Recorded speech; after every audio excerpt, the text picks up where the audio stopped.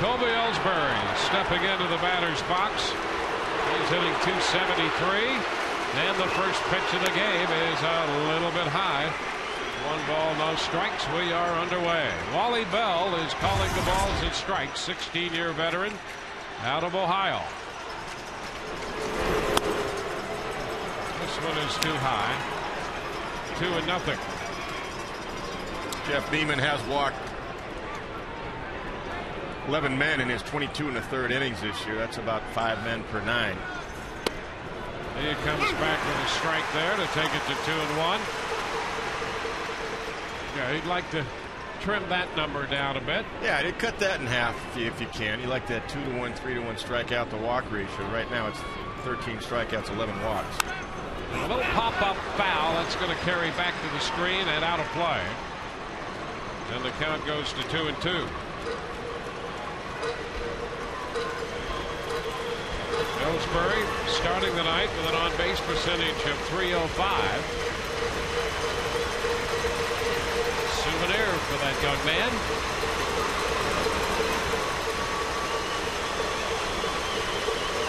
Here's the 2-2. Slap foul, out of play. Come in with another one.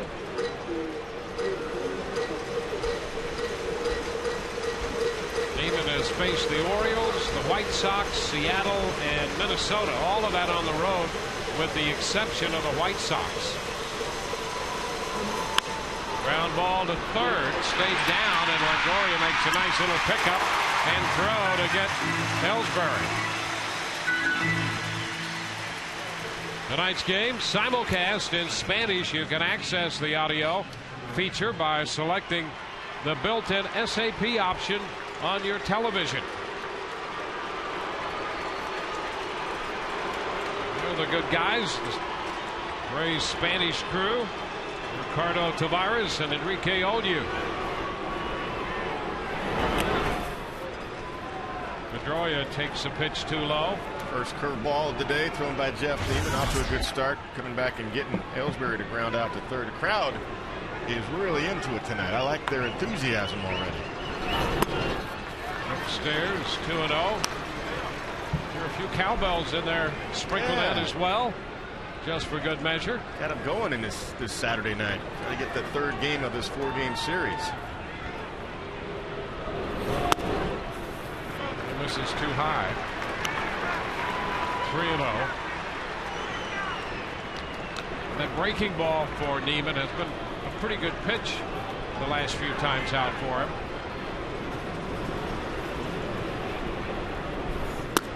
And he walks Pedroia. He walked him on 4 pitches. The Red Sox have a base runner. And this sometimes has been a challenge for him. If he gets into a nice rhythm out of the windup, he can stay in that.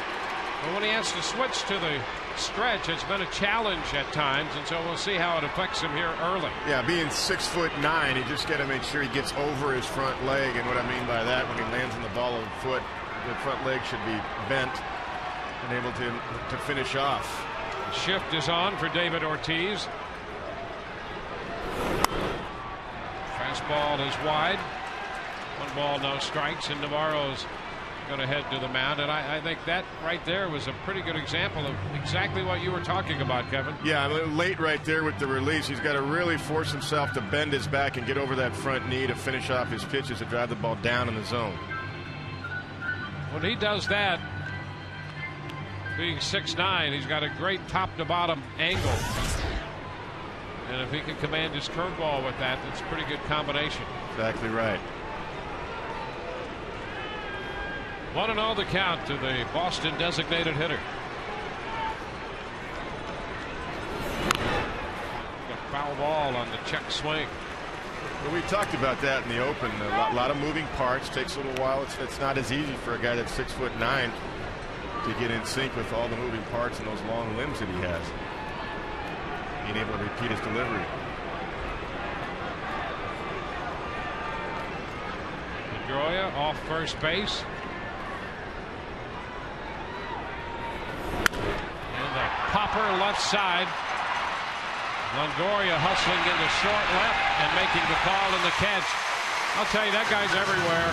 He was shifted way around, and that was not an easy play. In fact, he's made 2 plays already that were not easy. That ground ball that Ellsbury hit stayed down coming off the turf, and that was not an eeasy play. Yeah, he stayed down with it on the ground ball, and that one he called right away. I mean, he read it, had the angle on it, called Crawford off. It's easy to say, easy for me to say anyway,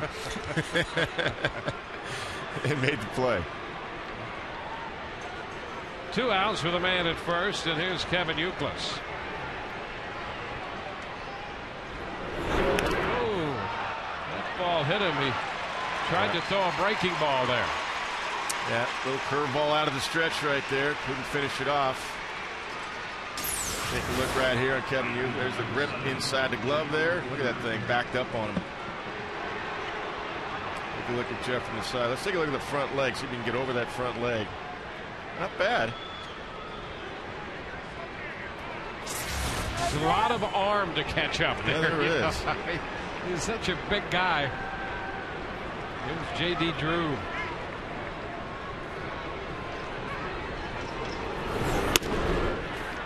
Outside.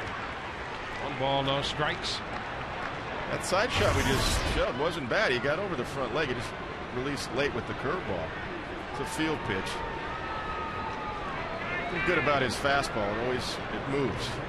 Even the one to Ortiz wasn't that hard, 91, 92, but a lot of movement on it. 1-1. Drew fouling that fastball. And even a guy who throws as hard as he does, his secrets to keep that fastball down, and he does get some action on it down there. Yeah, he really does. Always the first inning for any starter is the toughest. Once you get that lather going, you get through that. Breathe a sigh of relief if you can get through it. 2-1. You know, the last time out when he pitched against the Twins, starting that day and before batting practice, he slipped out, had his hooded sweater on, and just stood behind the mound. He'd never really seen that before. Looked toward home plate from back of the mound just to get a mental picture of the Metrodome. And that makes a lot of sense. Visualization right there. Yep. That's what he was doing, getting the feel of it. This is his first full year in the big leagues. Runners on base from the stretch. That's what you were talking about. 333 versus bases empty when you go to full windup. Much better at 207 again. And the count's going to go full. Fastball missed wide. So it's 3-2 to J.D. Drew.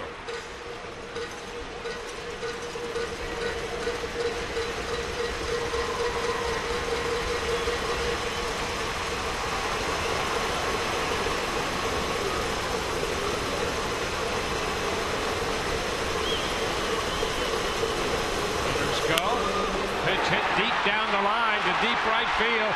Kapler's going to go back, and it's going to be off the wall. Both men will score. Drew's into second with a double, and the Red Sox break out in front 2-0 as Drew took that 3-2 pitch and doubled off the wall. So the walk and the hit batter come back to hurt. Yeah, they really did. Let's take a look at the pitch. Pretty much right down the middle and belt high. I mean, that's on a tee for J.D. Drew right there. Really fortunate. I thought they got a break there because I thought that ball was going to be a 3-run home run. So got to minimize the damage right here at 2.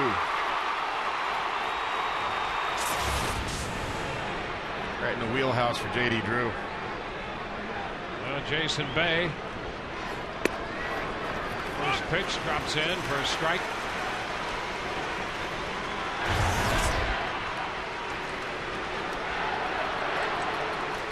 Bay hitting .315. He's been good with men in scoring position. There the strike. 0-2. When you see him every day like we have so far this season, you know, he's been in the National League all these years, you don't realize how many pitches he actually takes. This one is low. 1 ball, 2 strikes. He is really selective. He does strike out looking a lot because of that. Paint the outside corner.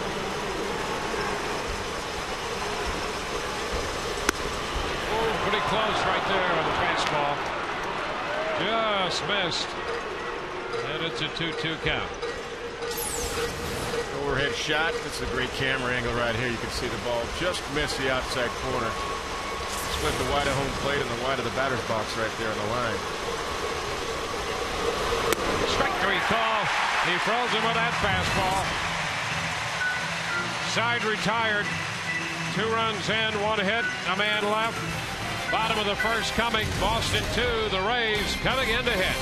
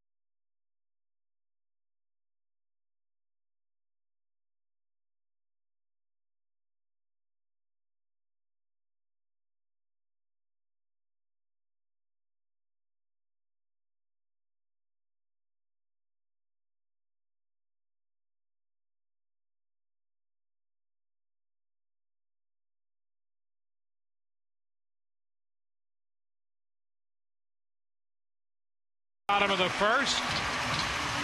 Here's the lineup tonight. B.J. Upton at the top spot. Carl Crawford and Evan Longoria. Carlos Pena cleanup. Hitting ahead of the DH Pat Burrell. Vince Obus hit short, hitting 6th ahead of Akinori Iwamura, Gabe Kapler, and Deoner Navarro. And here's Upton taking a knuckleball. 1 ball, no strikes. 42-year-old Tim Wakefield. What are you going to get? Knuckleball, knuckleball, knuckleball, knuckleball. And another knuckleball. And that one is in there for a strike. 1-1. Numbers are outstanding, though, for Tim so far. BJ turning away from that one. 2 balls and a strike. BJ swinging the bat better last couple of nights. Skied up the right side. Euclid's hustling for it down near the bullpen, but it's going to be out of reach. Boy, Euclid's had a full head of steam headed down. Boy, he did. After that one. He's looking for a hot dog down there. Yeah. And there are a lot of them down there in that Checkers Bullpen Cafe. We saw those last night. There they are. And they're going fast, apparently. Only 6 left on that grill right now. That's right. He's licking his lips already. Look at him.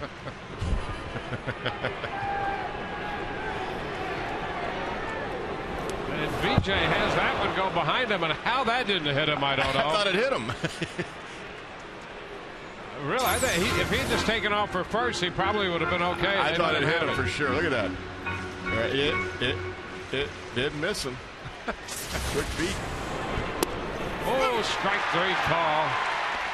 That one dropped in there. Well, he threw one behind him, and then he comes back and gets him looking on the next pitch. Boston Red Sox defense today.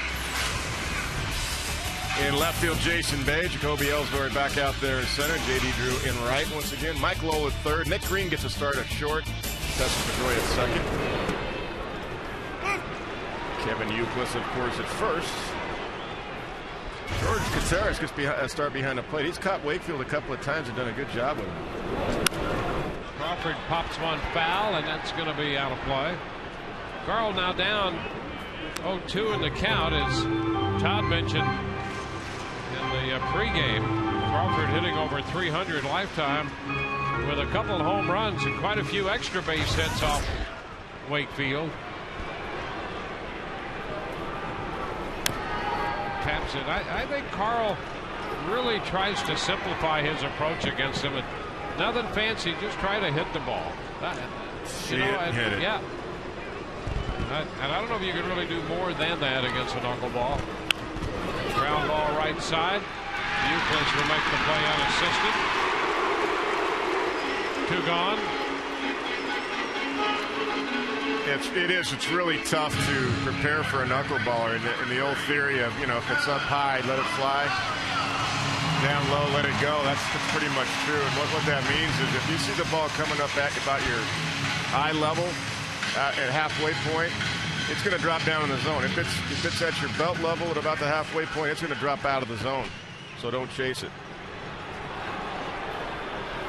Now Longoria floats high. The ball to no strikes. Evan 3 of 6 lifetime against Wakefield. 2 balls, no strikes.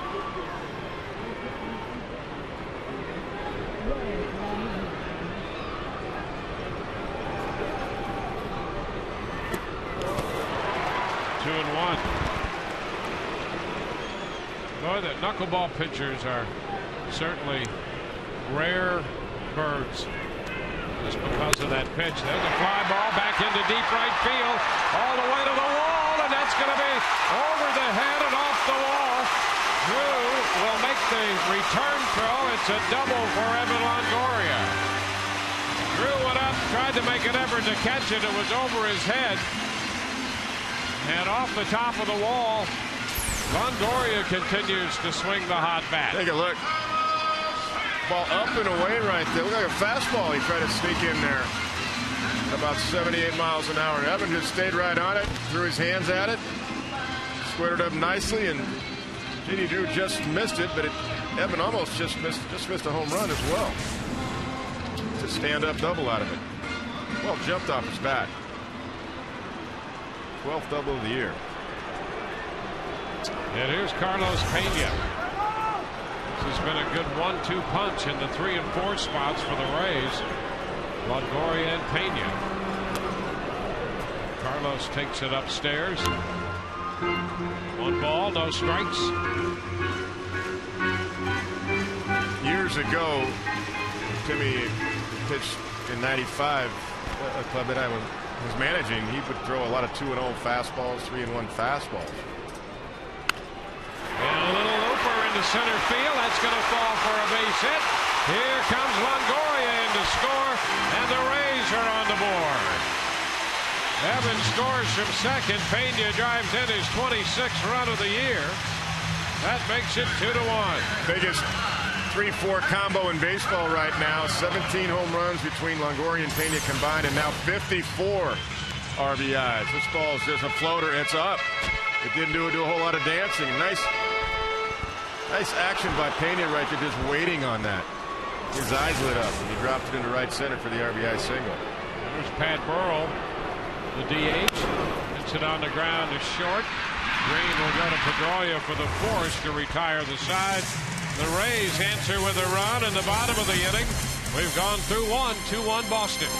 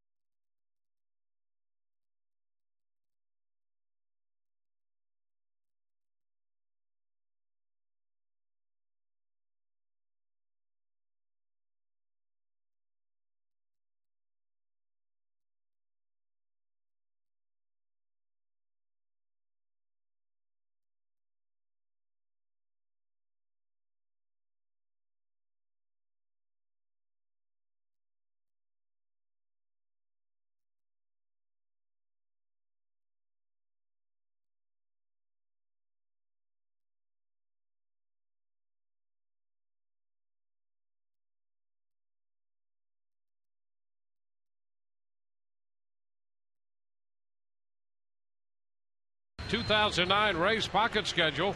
That includes a $5 off coupon for a pair of tickets to see the Rays on Saturday nights. Don't miss Three Doors Down following the game May 30th. That's Express, presenting partner of the 2009 Rays Summer Concert Series. Mike Lowell on the first pitch singles into center field. And the Red Sox put a hitter on to start the inning. Got a fastball up right down the middle, and Lowell just jumped on it. So with Lowell at first, the catcher George Kataris is the hitter.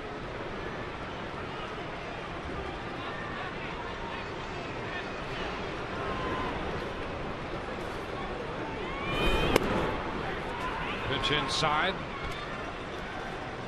Jeff Neiman making his first start against Boston.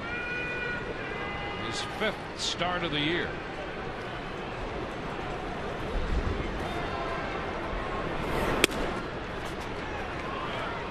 2-0. Well, he's back working from the stretch, giving up that leadoff single on the first pitch to Lowell. Just thinking the same thing. First pitch from the windup and give a base hit, and right away you got to go to the stretch again. Ground ball outside of first, foul. 2-1. One thing that George Kataris has, he's got a lot of power.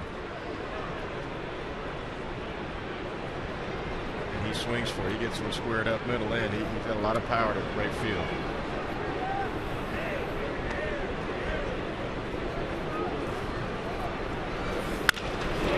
Fly ball back into right. That's going to be over Kapler's head. Kapler playing in. There's an extra base hit. Lowell goes to third. A double for the Boston catcher. Kapler, who was in right field, couldn't get back quickly enough to corral that one. I mean, that's how the Rays play. Look at Kapler out here. I mean, he is shallow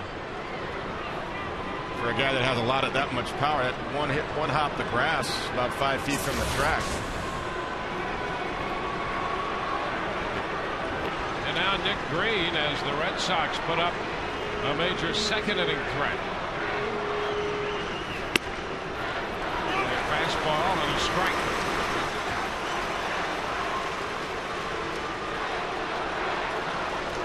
Green, 14 hits on the year at 275.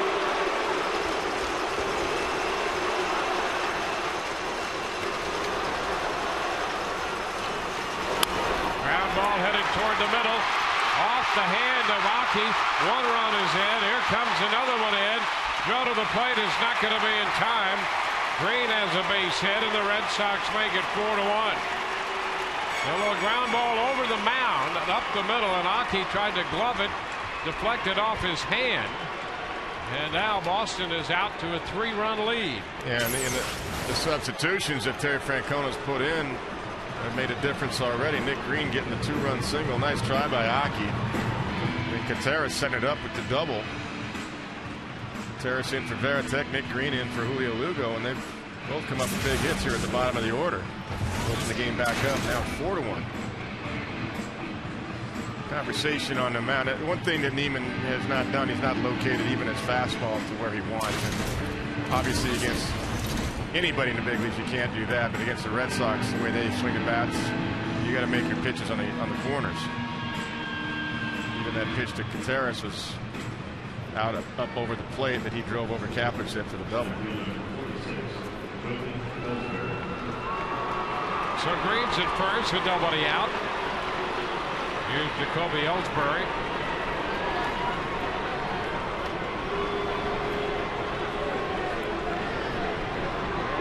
Out third to first, his first time.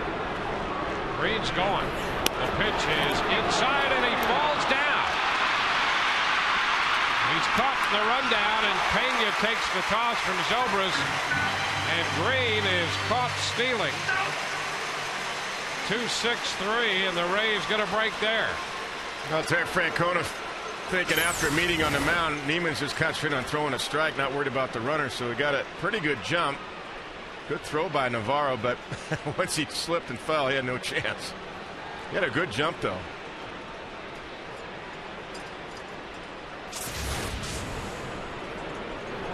Ellsbury bounces one foul. That'll take the count to 1-1.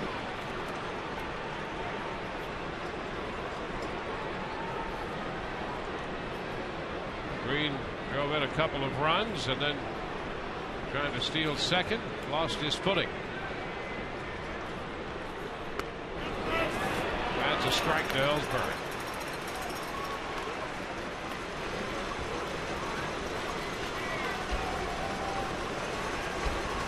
Two runs in the first, two more in the second.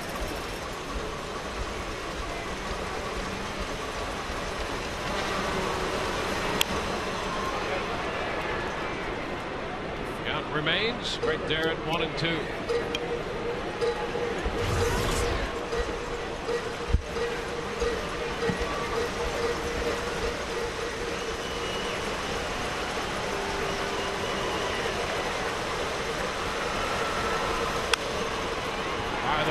Charged by Iwamura.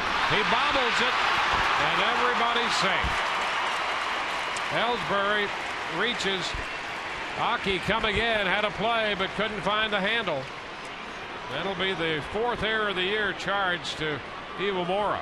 Well, that's the speed of Ellsbury helping create that, too. Aki knew he had to get rid of it quickly, but, you know, had he fielded it cleanly, he would have had Ellsbury out. He charged the ball immediately. You could look at Ellsbury getting out of the box. You can see where when Aki touched the ball, Ellsbury's a good 6-7 strides from the bag. He would have gotten him. Just couldn't hang on to it. So now another stealing threats aboard at first. Dustin Pedroia is in the batter's box. Ellsbury 10 of 12 in the running game.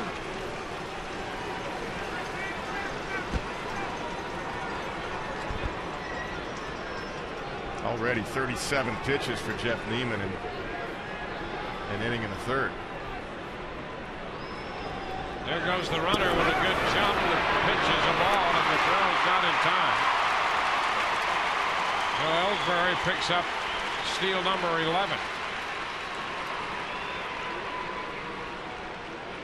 And the Red Sox, the guys in their lineup who can run, can take advantage of this. They'll get a jump at first, and Neiman takes a little time delivering it, so he's got to be very attentive to those runners over there. Ground ball, that's going to slip through the right side. Kapler up with it. Ellsbury heads to the plate. The throw hits Ellsbury and kicks off toward the Rays dugout. Down to second goes Pedroia, and that makes it 5-1. Ellsbury, after stealing, scores on that ground ball to the right side. They forced the issue a little bit because there would have been a play at the plate. Yeah, breaking ball, and Pedroia waited back nicely and got it just past Iwamura, who was shading up the middle. Kapler comes up firmly with the throw, but it hit on that turf and skipped too many times for any chance at all. And Ellsbury hits the legs of Ellsbury and he kicks it away. So it'll be a throwing error by Gabe Kapler.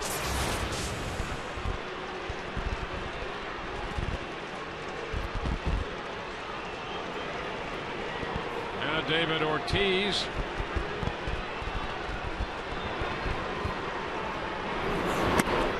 Pitch inside. That ball kicked away. Pedroia went to second. So the error on Kapler, his first.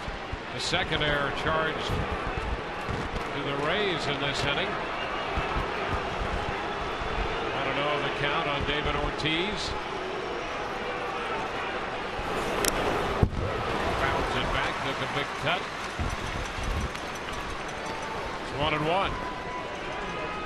I mean, the main issue has been command. I mean, we've seen a little bit of a sloppy play here in the last couple of plays, but you know, when you're not throwing strikes, you're going to see that. Jeff just hasn't had the command so far in this game.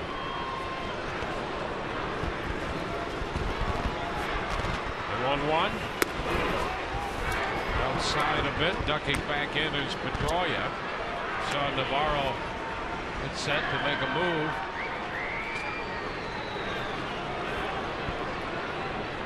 Five runs, 5 hits.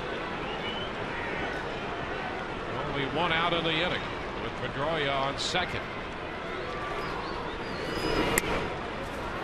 Outside now it's 3-1.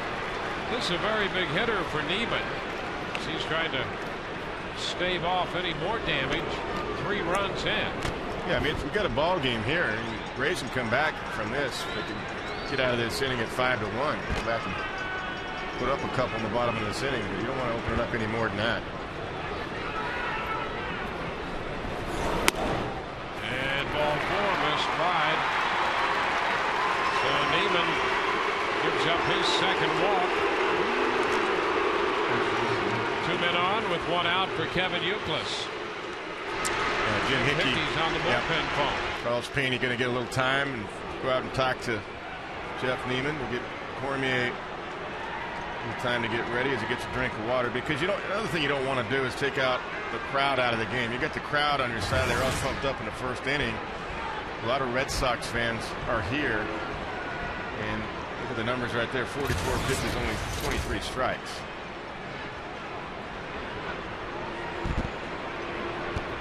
Now it's Youkilis. Infield looking for a double play ball. The pitch is a strike.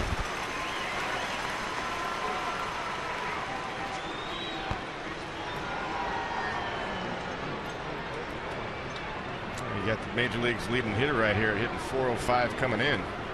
Kevin Youkilis. Neiman hit him with a breaking ball his first time, and that cost him a run.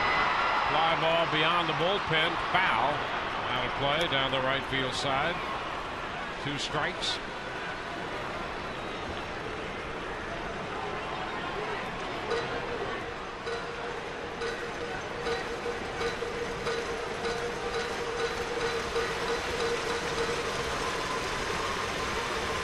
Two men on.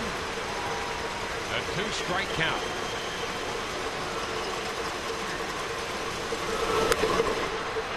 In on him, and he fouled it. A fastball riding in on his fist. Youkilis fouls it into the Rays dugout, and George Hendrick came up with that one. He's always in great humor.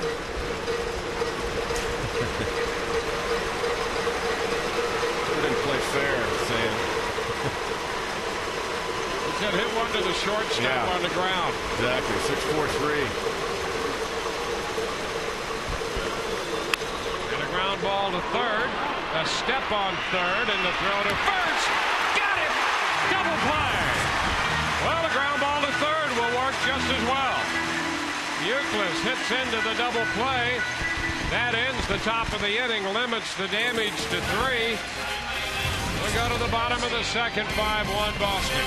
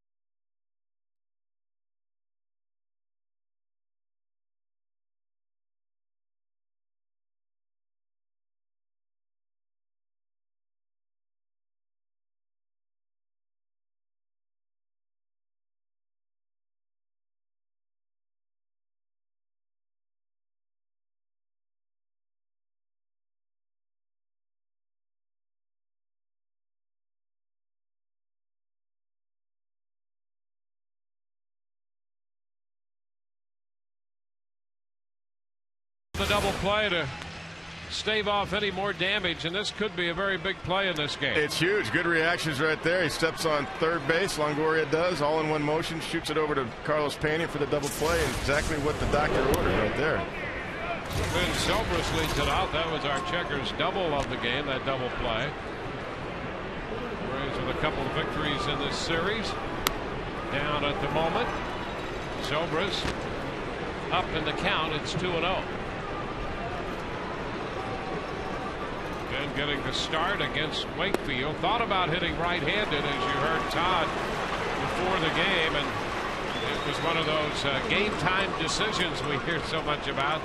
Then decided to stick with the left-handed approach against the knuckleball of Tim Wakefield. 3-1. Ground ball back at first. Nice play by Euclid, and Wakefield covers. Euclid shading the line, and that took an extra base hit away from Zobrist. Yeah, with the knuckleball only being about 63 to 66 miles an hour, Euclid was just a few steps from the line right here, and that's why that ball didn't get down the line for Ben Zobrist. Joy is also playing way over. That ball normally be a double, but not against a knuckleballer throwing only 63 miles an hour.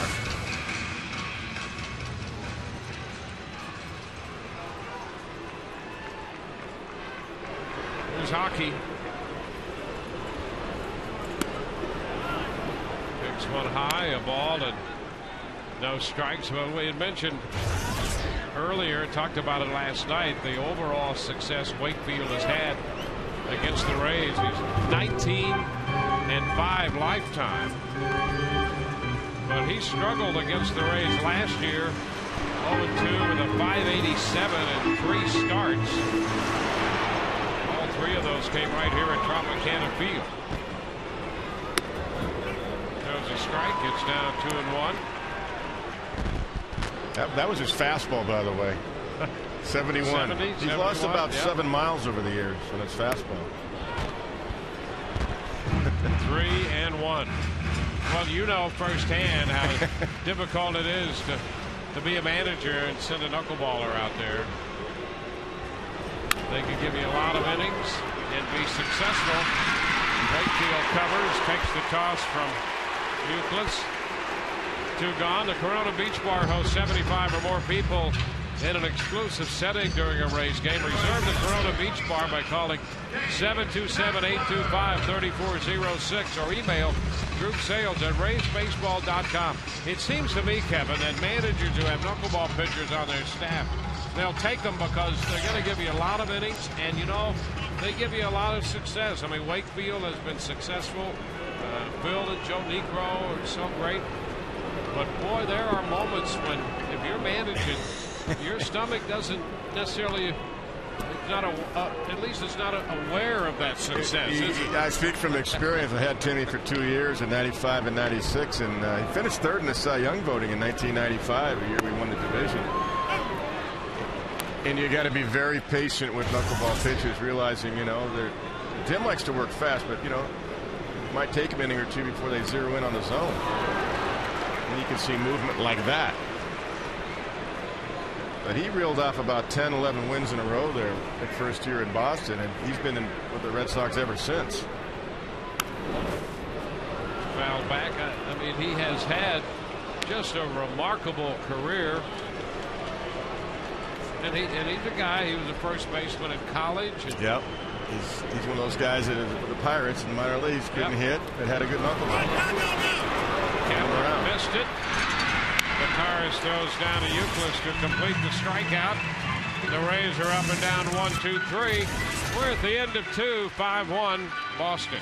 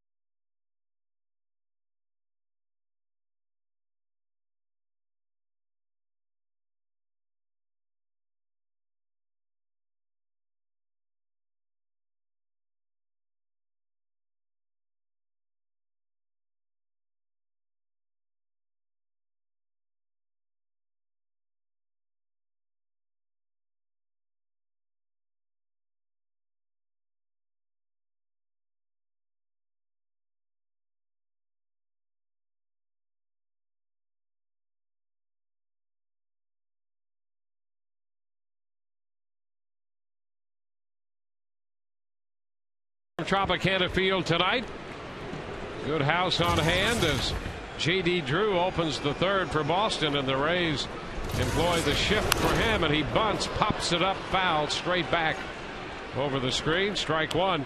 Longoria had started close to normal, and then before that first pitch had moved all the way over toward the shortstop spot, and Drew tried to bunt it.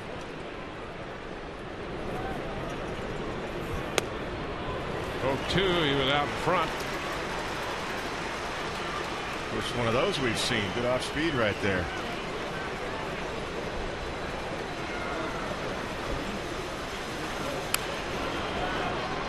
Count remains 2 strikes.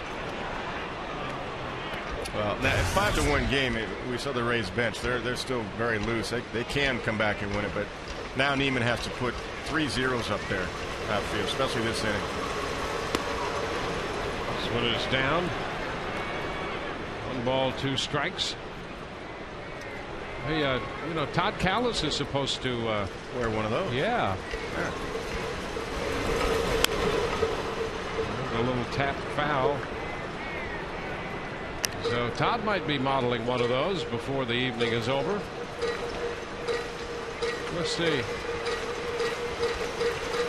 Yeah, how appropriate that we should be talking about Todd with that going on. What the heck's going on there? This pitch is down. 2-2. You put one of those hats on, you never know. Anything can happen. Yeah. Look at that. Might have a proposal here going on. I don't know. That's pretty serious. Swing and a miss. Drew is out of there on strikes. Fastball by him. First out here in the third. Yeah, pretty good sequence this time by Jeff Neiman. Showed some off speed, some 2-seamers, and goes up the ladder with the 4-seamer right there. And JD just looking for the long ball right there. Swings right through it. Jason Bay. And that pitch is in there for a strike. You mentioned it before. It is amazing. Bay takes a lot of pitches. I mean, he takes a lot of third strikes to go with that. Jeff struck him out in the first inning, and the fastball was right down the middle. He was frozen by that pitch. Yeah, we've seen him do that this whole series, but I mean, that's also one of the reasons he led the major leagues in walks at the end of this series. But when you see him every day, you don't realize until you do that he takes so many pitches that are, instead of just fighting them off. And a little tap. Shortstop. Zobrist up with it. Throw to first. Wide. Safe. Well, you can almost see that developing. And Bay is aboard. Yeah, off the end of the bat right there. Little half swing by Jason Bay. Just a little hesitation trying to get the grip by Ben, so he didn't get the full 4-seam grip. Pena tried to stay in the bag and make the play, and just pulled him a little bit wide. They're going to give Bay a base hit. And I think if you ask Zobrist, he'll tell you that he expected that he would make that play. Yeah, he just couldn't get the grip. It took him an extra split second, and that was enough. And you could see by the way he threw it over there, he didn't have a good 4-seam grip on that to get the accuracy. He may not have had a seam at all. He just threw it.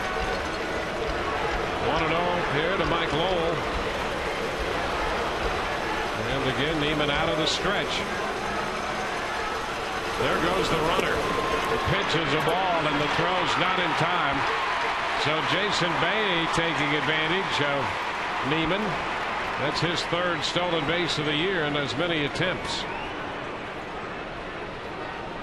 So the Red Sox have their running shoes on tonight. I mean, Jeff Neiman tries to shorten up a little bit, but still, you know, to get over his front leg, I mean, 6'9", it just takes a lot of time. Jason gives a look back in just in case there was contact being made, but that was a straight steal. It was not a hit and run, obviously. There's a strike. 2-1. Mike Lowell has had a great start.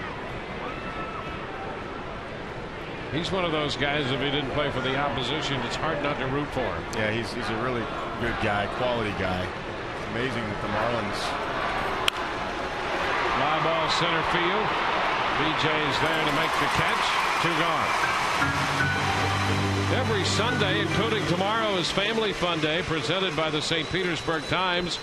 You can get an outfield ticket, a Pepsi product, and a snack, all starting at just $25. Rays and the Red Sox tomorrow. Call 888-FAN-RAYS or visit RaysBaseball.com to get your tickets. It's going to be a pretty good sized house here tomorrow. A lot more fun to be had in this series tonight and tomorrow. Gutierrez, the catcher. This one bouncing away. Bay's going to go to third. It's not a real good rhythm to the game right now for the Rays defensively. Of course, it starts with the pitching, but a little bit sloppy play on the defensive side too, all the way around. Yeah, and that amounts then to more pitches being thrown, and absolutely the lineup getting deeper than you'd like it to get. And that lineup turnover. I mean, they're getting at the bottom of the Red Sox lineup, and they've already hit come next inning, they're going to be having their third at bat already. The Rays were charged with a couple errors in the second. 3 runs, 2 earned runs in that inning, and now that infield hit by Bay that I'd say most of the time Zobrist would make that play and throw him out. Then a wild pitch. Yeah, you got to be careful here, because this guy, as I said last time, he has power, and Terry Francona may just turn him loose 3-0 to see if he gets a free swing here. No cookies down the middle. And it's low for ball 4. First and third with 2 gone. And the number 9 hitter is going to be up here for the second time already. We're only in the 3rd inning. There's Nick Green. Really need to save it right here, because it's only a 5-1 game, but put a 0 up right here. Come back, get a couple runs in the bottom of the 3rd. Got a long ways to go, but you can't just keep letting them have 1 or 2 every inning here and open this game up.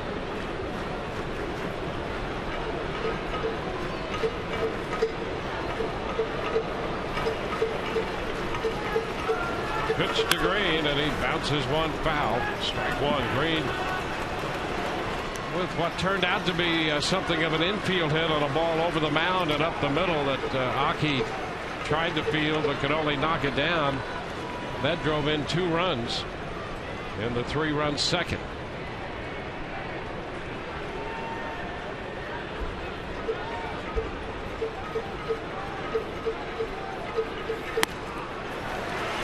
Pitch was up and by him. 0-2.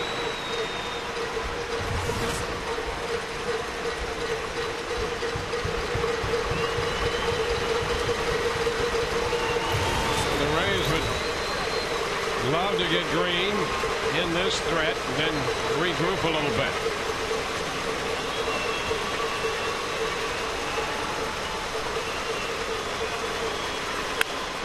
Liner into center.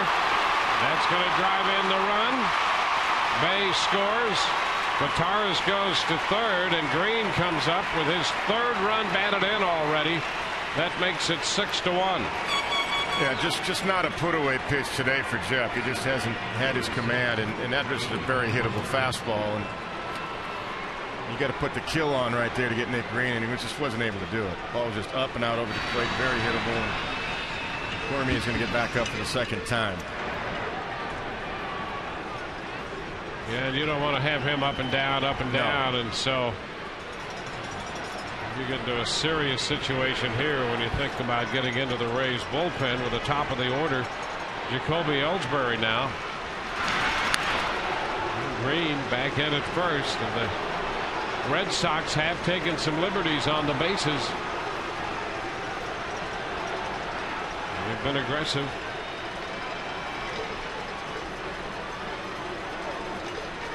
Ellsbury 0 for 2, reached on an error his last time. Stole a base and scored a run. Lines it foul. Look out, guys, down near the bullpen and beyond. Tell you, Cormier was running some interference down there. Don't hit Cormier. You're going to need him in a minute. He's done a nice job this year. 18 innings already.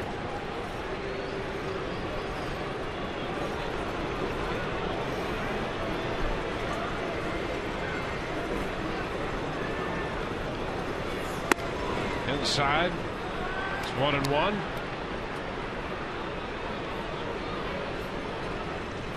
Inning started with a strikeout of Drew, but Bay reached on the infield hit. Little Ole hit the fly ball to center. Since then, trouble. Another run has been added. That's a strike at the knees to Ellsbury. Then at first and third with 2 outs and a 1-2 count on the Boston center fielder.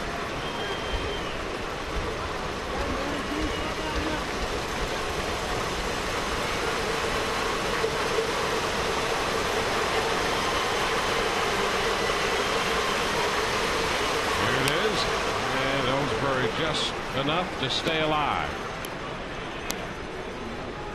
He's got movement. It's a shame today he hasn't been able to repeat that delivery. We can get that ball down. That thing was 92 miles an hour. Can have a little tailing action to it.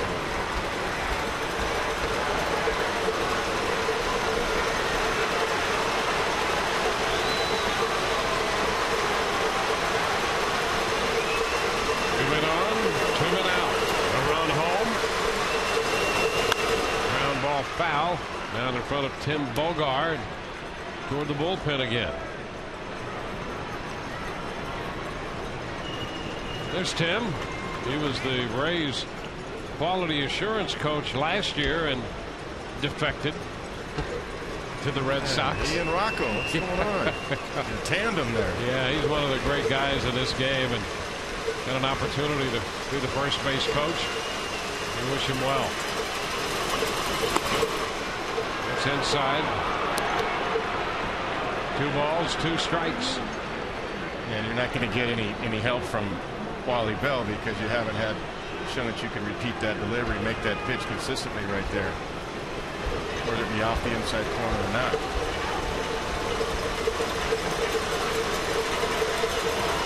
2-2. He got him. He struck him out. Ellsbury out on strikes. That retires the side. 1 run scored. 6-1 Boston. Bottom of the 3rd coming.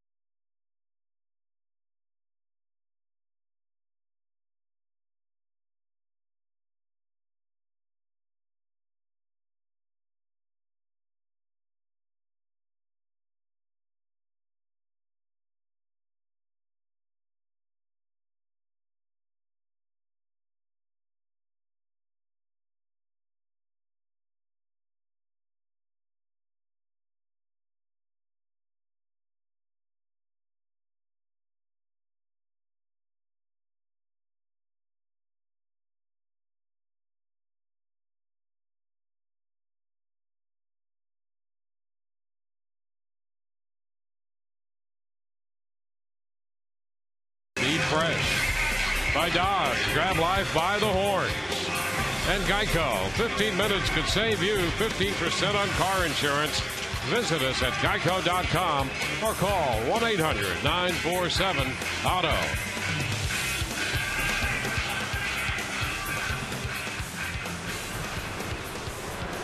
Well, he'll turn that into a rally cap before long. The Rays are down 6-1. Deanna Navarro leads off, hitting right-handed against the knuckleballer. Deanna 5 of 15 in his career against Wakefield.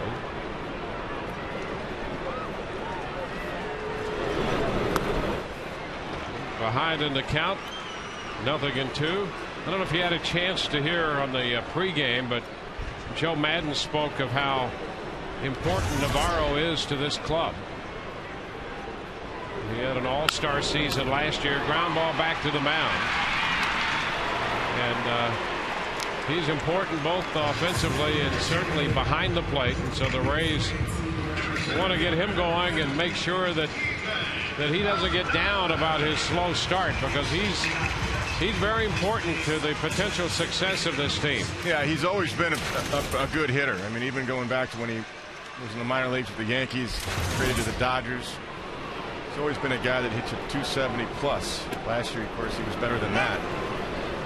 The one thing you don't want is the offense to affect what he does behind the plate. That's really important. That's the main thing he's got to do. Be able to call a good game, block balls, keep his mind on his defense. It's hard to do.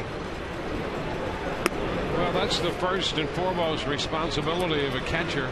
Yeah, is to take care of that pitching staff and run the game and block pitches and do whatever you can do to prevent runs from scoring. Lowell with the long throw across the diamond takes care of Upton. 2 outs. Yeah, Mike Lowell's been a Gold Glover over there. I was going to say about him earlier, Mike Lowell, it's amazing the Marlins got rid of him and almost forced him out. The Red Sox to take him in the Josh Beckett deal that Hanley Ramirez was involved in, because he had one bad year. Was all, and they thought he was done. Here's Crawford lining one into right, falling in front of Drew. So Carl picks up his first hit of the night. Comes with 2 outs here in the third.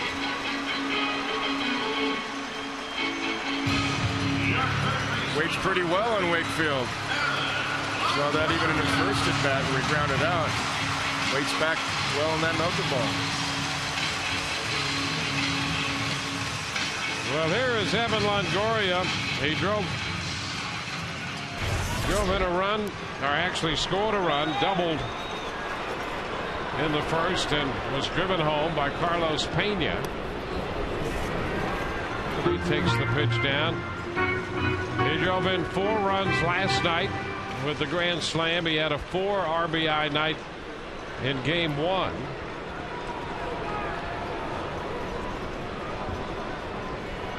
There goes Crawford. There will not be a throw, and he's in with a steal. The pitch was ball 2 to Longoria. Watching George Coteras catching a knuckleballer, and one of the things about, there is a difference in catching a regular pitcher with the arsenal of fastball, curveball versus knuckleball. You try to keep your glove hand in toward your chest and relax like he's doing there.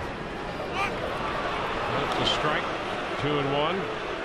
Normally you go to a ball and receive it. Normal fastball, and have your left arm flex a little bit. You don't want to straighten it out. The knuckleball, you got to keep the glove in toward your chest, because it moves so late at the last instant. You catch it in deep like you did right there toward your chest. That was excellent. So there is a way to teach how to catch a knuckleballer, and Josh Bard couldn't do it twice apparently. Yep. They had him back earlier this year thinking he might be the guy, and turns out that he wasn't. And so Gutierrez is back there. Well, it's given him a chance to get some big league time. Yeah, relaxed he is. Got to catch it in deep right there. Got it slapped off the edge of the bat right there. The end of the bat by Evan Longoria. But yeah, Josh, some guys can't do it, but there is a way to teach that, and that's it. I mean, you almost keep the glove right up against your chest protector as you're receiving it. 3-2, and it's popped up on the infield. Pedroia coming in, taking charge, and now it's going to be the shortstop Green who falls. Pedroia fell into him. Green fell, but held on to the ball for the final out of the inning. No runs, a hit with a man left. So we've gone through 3. It's 6-1 Boston.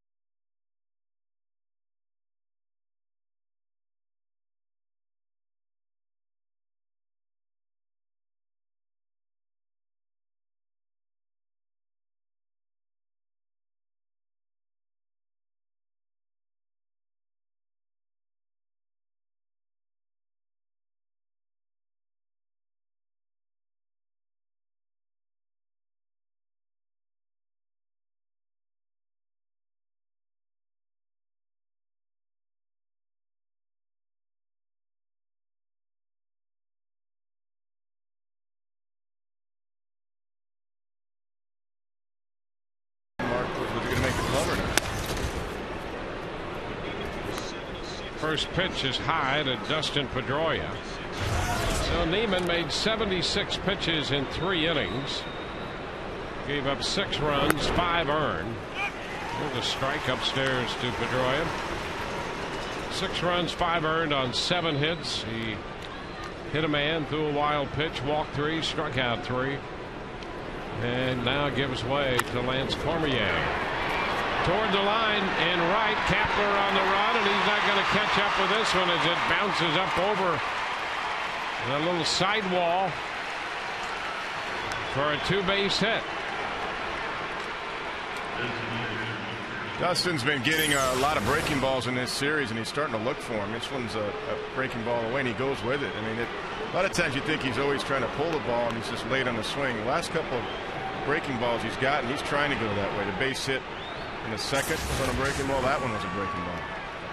Well, you know, the Rays have extensive charts for their defense, but I don't know if I've seen an outfielder run more when he plays than Kapler. I mean, you know, they're right. I mean, their defensive deployments are right, but wherever he is, the ball ain't. It's you not. Know what I mean? Those games, some of those plays he had to make, or was it Minnesota? Yeah, I mean, I'm telling you. 2-0 now to count to Ortiz. Seattle. I think it was Seattle. Yeah, I think it was Seattle, yeah. I mean, Kapler's he's in great shape, and boy, he's staying that way. Yes, he is. With all the running he's doing.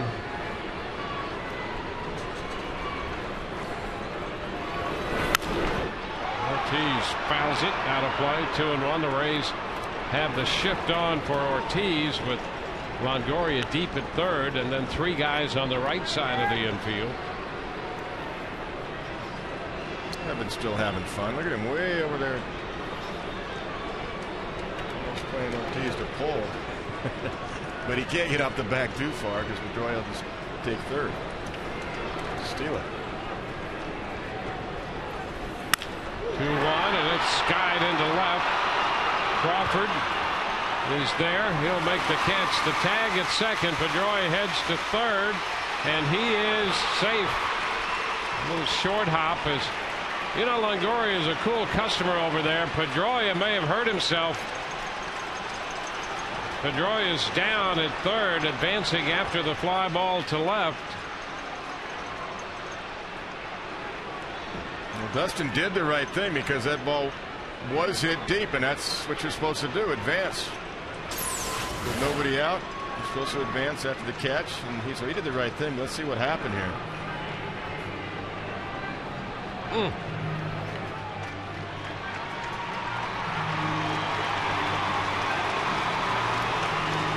Ball caught him. And somewhere in the leg area. Or worse. Yeah.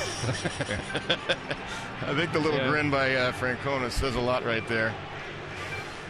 Yeah, he's okay. Deep breaths. Just got the wind knocked out of me, Skip. I'm okay. Yeah, deep breaths. Be all right. And with that, it's time for our Aflac trivia question. Let's change the subject. Aflac asked about it at work. Which race tandem has hit the most back-to-back home runs? That's our Aflac trivia question.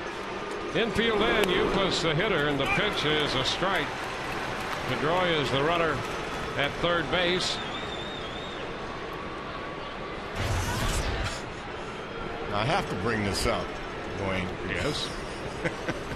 Well, of course. I mean, I can't wait. I worked with guys like Rob Dibble on radio before. Guy said he never wore a cup. I said, "What are you, nuts?" No pun intended. I mean, what are you, crazy? I mean, seriously, how do you? Ground ball down to third. Longoria makes the play, and Euclid is out of there. There's a sharply hit ball. Well, you literally take your life and potentially the lives of others. I mean, without a lot of pitchers don't, though. Look at this play by him. I mean, he hit it right at him, but still had to track it to save that run. But a lot of pitchers I've talked to over the years say they don't feel comfortable throwing or in a cut. It made me think. I was just wondering if Pedroia had him. That's why. Yeah. Hey, as a catcher, you know they're all wearing cups. That's wow. Strike to count to Drew, and with one strike, the shift moves again. 0-2.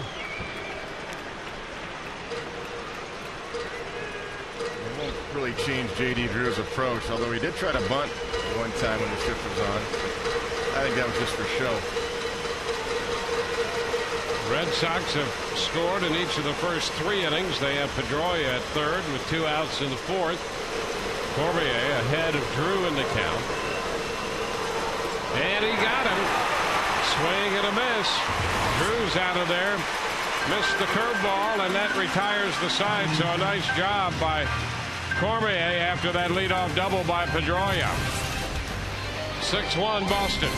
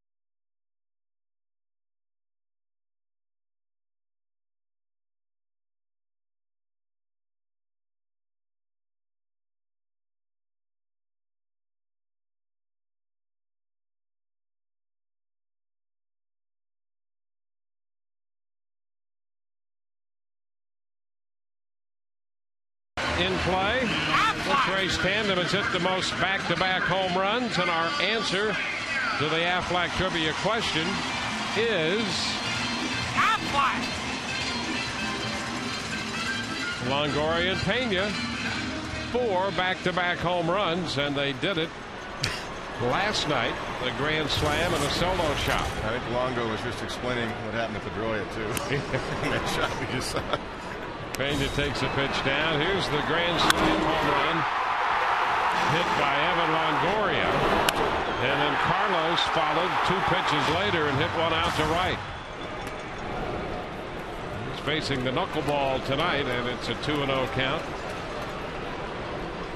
Plenty of time. Cormier put the 0 up there, saved that run. Plenty of time to get a chip back here, get a couple in inning here. Yeah, that was a big stop by Cormier after Pedroia opened with a double to leave him at third. That was very important. So a nice job again by Lance Cormier. You don't have to get them all at once either. Bullpen is really pitching well the last 11 games for the Rays, so a couple at a time. 2-2, the count to Carlos. This is where Tim has learned over the years to drop that knuckleball on home plate now when he gets 2 strikes like that. And you think he's just trying to throw a strike, but he really knows. And like I said, I had him pitch for me for a couple of years. He knows in strikeout situations to drop it down low. Outside. 3 balls, 2 strikes. He'll do it more so on free swingers than he will with guys that work the count low, though. Pena has a pretty good eye. And there's a shot deep down the right field line. That ball is fair and gone. Home run for Carlos Pena. That's number 11 for Pena. And there's one of them back. Pena driving in his 2nd run of the night. He has 27 on the year. And he hit that one out of here right down the right field line. The old theory, if it's high, let it fly. This was high by Wakefield right here, up and right above the belt. Carlos squared it up.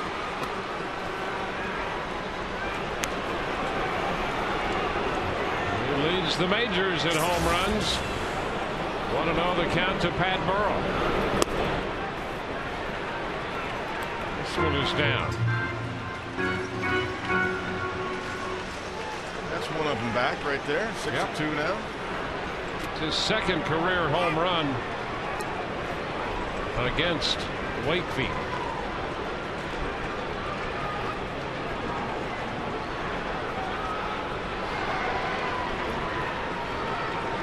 That's how you hit a knuckleball exactly the way the ball was up above his chest area and then dropped down at about the belt area. If you see that halfway, like I said earlier, if you see it about the eye to chest area about halfway, you know it's going to be in the zone. Wave and a miss. Pat Burrell is the first out. 3rd strikeout for Wakefield.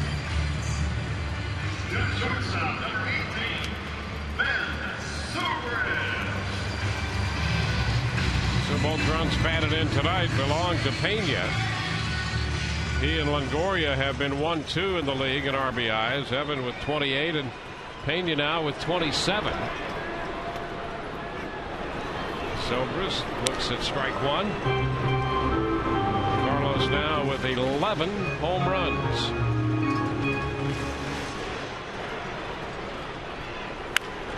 Zobrist hits a fly ball into left. Bay will go back and on the track reaches up to make the catch for the 2nd out. Zobrist got some carry on that fly ball to the opposite field. Yeah, and the Red Sox outfielders play considerably deeper, of course, than the Rays do, and that's why Bay was able to run that down. Otherwise, that's a sure double. He got a pretty good read off the bat, too. With a good angle immediately to the ball. Here's Aki. Pitch outside.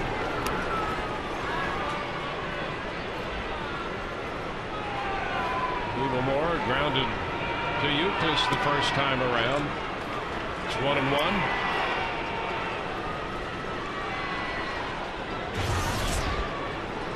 Rocky was on 3 times last night, scored a run, gets this one by the mound to short. Green up throwing, and that's going to retire the side. Nick Green, the Euclid. The Rays get a run back on the leadoff home run by Carlos Pena down the right field line through 4, 6-2 Boston.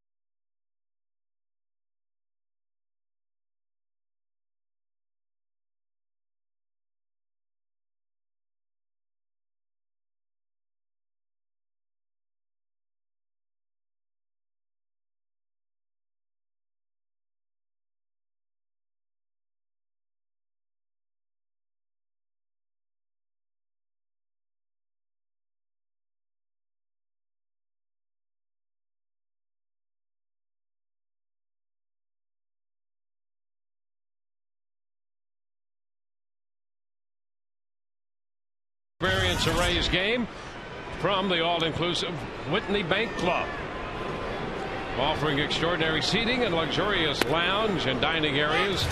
The Whitney Bank Club features upscale full menu buffet and inclusive drink options. Call 888-FAN-RAYS or go to RaysBaseball.com for more info. Jason Bay leading off the 5th, 1-1 to count. His single had an infield hit and a run scored in the 3rd. 2-1. Cormier making his first appearance on this homestand. He pitched Wednesday. He threw 4 innings in the game at Minnesota Wednesday. Back in action tonight. Fly ball center field, right to B.J. Upton. 1 gone. Lance is a valuable guy because he can pitch long relief for you, middle. He can pitch late. Spot start him if you needed to. You always have to have a guy like Lance Cormier on your club. And, he earned it. He pitched well in the spring and earned a spot. Mike Lowell.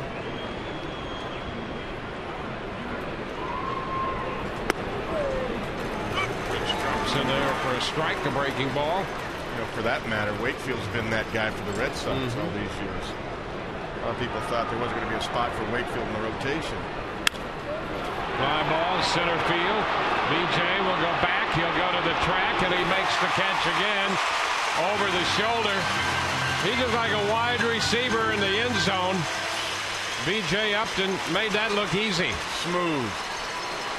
Runs like a gazelle. Just smooth strides. Tracks the ball all the way. Knows where the wall is. Once again, quick check. He is something out there. He really is. The best outfielders play shallow, and he's an excellent outfielder. You have to have a lot of confidence to play shallow.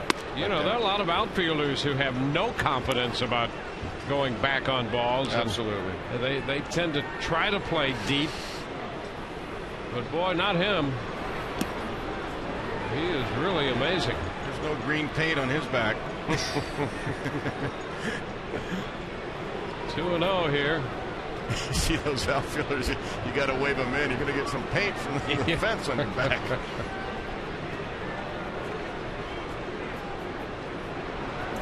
2 outs. 2-0 the count to the catcher, George Gutaris. Ground ball. Aki has this one. And another nice inning for Cormier. 3 up, 3 down. Bottom of the 5th coming, and it's 6-2 Boston.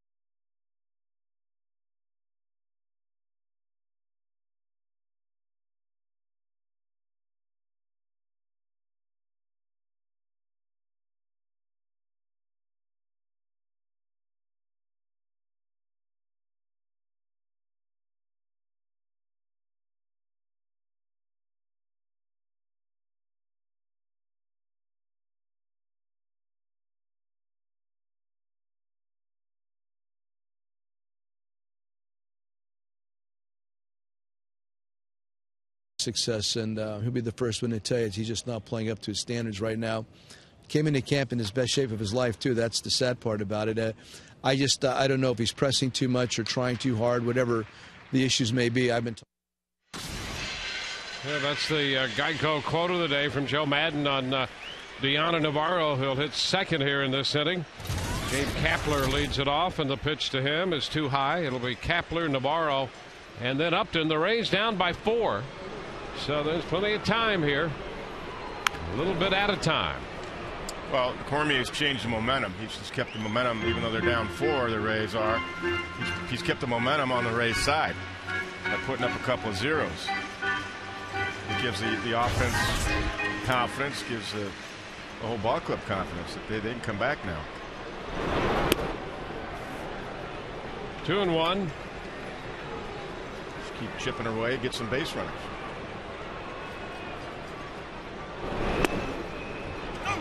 Upton started inside but caught the plate. 2-2. There's Lance Cormier, and the Rays dug out a nice job out of that bullpen, and Kapler swings right through that one. That knuckleball has not been fun for him tonight. A couple strikeouts. Now Deanna Navarro.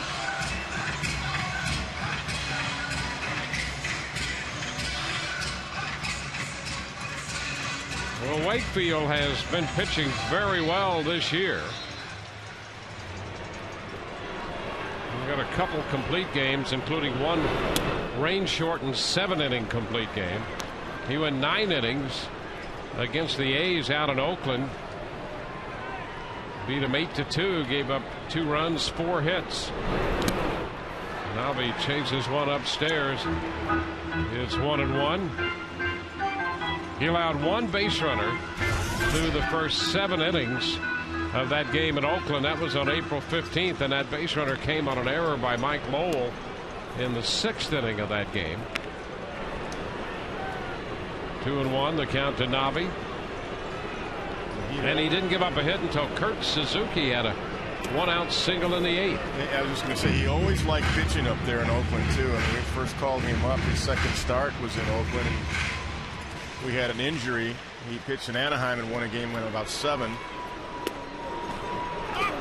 Takes a little fastball in there. And then my starter got hurt warming up, and I asked him to pitch a couple innings. This is a throw day, and he said sure. And all of a sudden he's throwing a no-hitter, and I couldn't take him out. It's into the 6th inning, and he gave up 1 hit that night. 3-2, and there is ball 4. So he finally gives up a walk here. Navarro goes to first with one out for the top of the order. B.J. Upton. Well, the Rays last faced Wakefield in Game 4 of the ALCS. That was in Boston, and they got to him for 5 runs in 2 2/3 innings.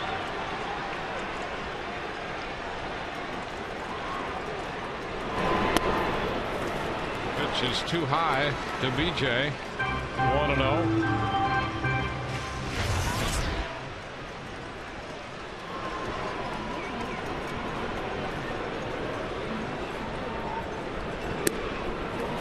Again, 2-0. See if Tim has the confidence to throw the knuckleball here. He's been sneaking about a 73 fastball in here and there.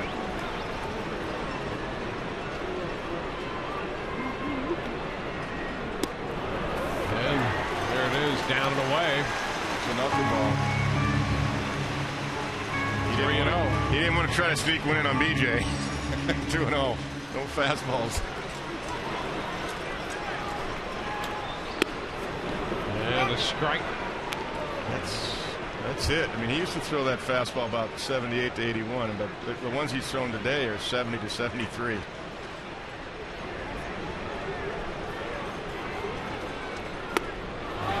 And BJ swings through that one. Boy, that's 2 fastballs in a row. In the low 70s. So the count is full. And he throws a real slow knuckleball, about 63, 64 miles an hour. So that's enough of a differential. And ball 4 to BJ. So the Rays put 2 men on with 1 out, and that's going to get Carl Crawford to the plate, and will also get John Farrell, the pitching coach, out of the dugout. Crawford has had success in the past, consistent success against Wakefield, and that includes a base hit tonight.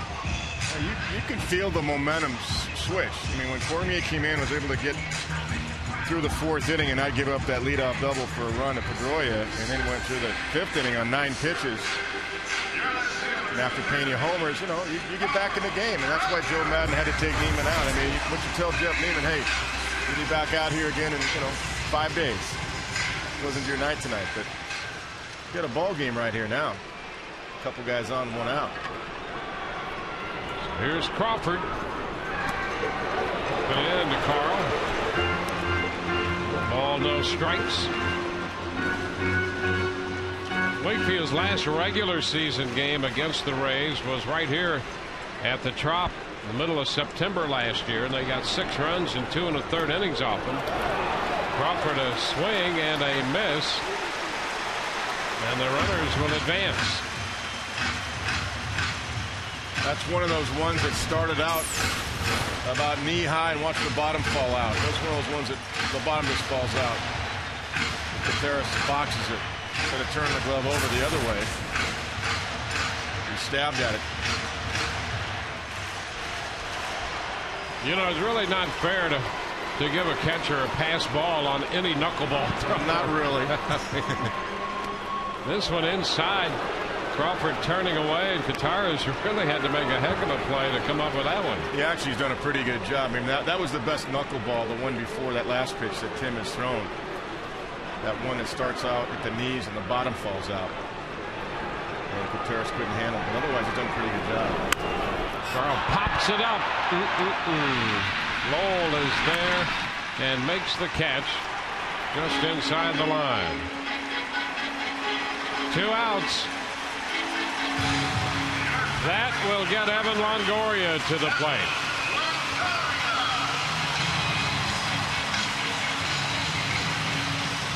Longoria has been so good in this series. Well, he's been good all year, but he's really been extra good here with 8 runs batted in the first 2 games of the series.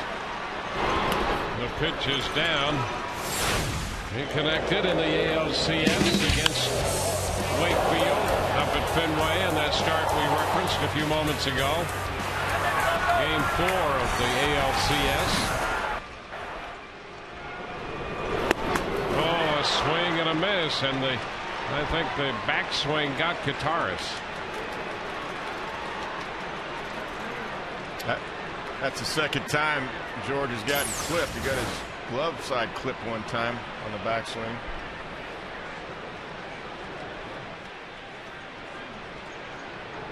Take a look right there, right on the mask, side of his jaw.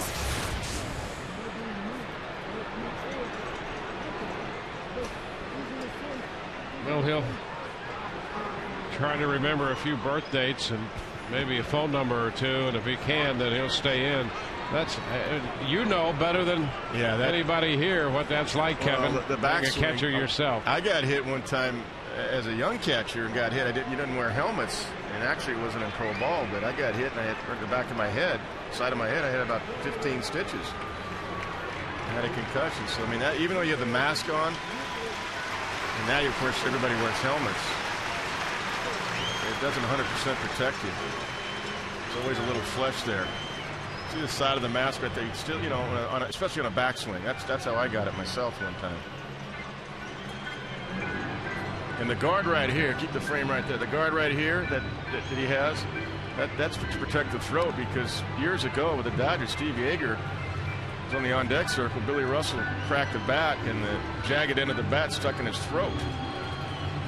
So Dodger trainer Bill Bueller developed the catcher's flap, and now everybody, of course, it's a metal extension to protect the throat for foul tips and things like that. Well, good to see that Gutierrez is okay. Count to Evan is 1-1. And there's a base hit driven in the hole. Through into left. Navarro scores. Here comes Upton in to score. Longoria does it again. And suddenly, this is a two-run game. Evan Longoria with a big two-out hit. Well, been talking about it all season, but this homestand now, he's got 9 runs driven in already in his third game against the Red Sox. So smooth, short, sweet with the swing, and quick with the wrists, getting through the zone. Actually, 2 runs driven in, so that's 10 runs driven in already. I mean, how about that? What a 3-day stretch he's had in this series. You just can't be any better than he's been, and he continues to make all the plays at third. Now here's Carlos Pena. The Rays get the potential tying run to the plate. Or the job Cormier did really gave the Rays an opportunity, and now they're taking advantage of it.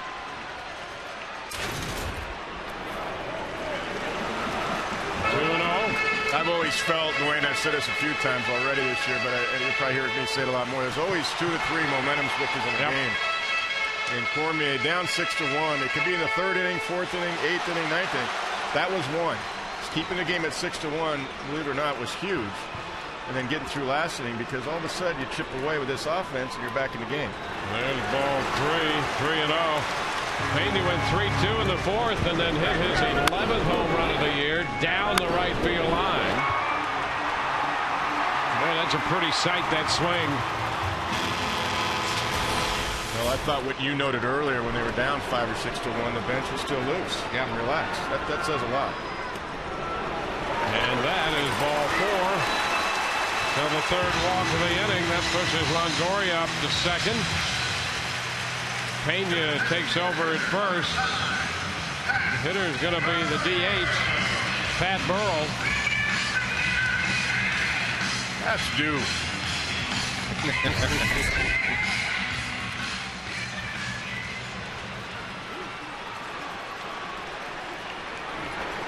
Pat 0 for 2. And there's a shot there up the left field line. Back into the corner. Longoria is going to score. They will stop Pena at 3rd at the double by Burrell. And it's 6-5. The Rays continue to battle back. Sharply hit off the bat of Pat Burrell to drive in the run. He was due and he jumped on it. Boy, that was a bullet inside the bag, inside the line. Right on that down at third base is John Hirschbeck. A bullet in the left field corner.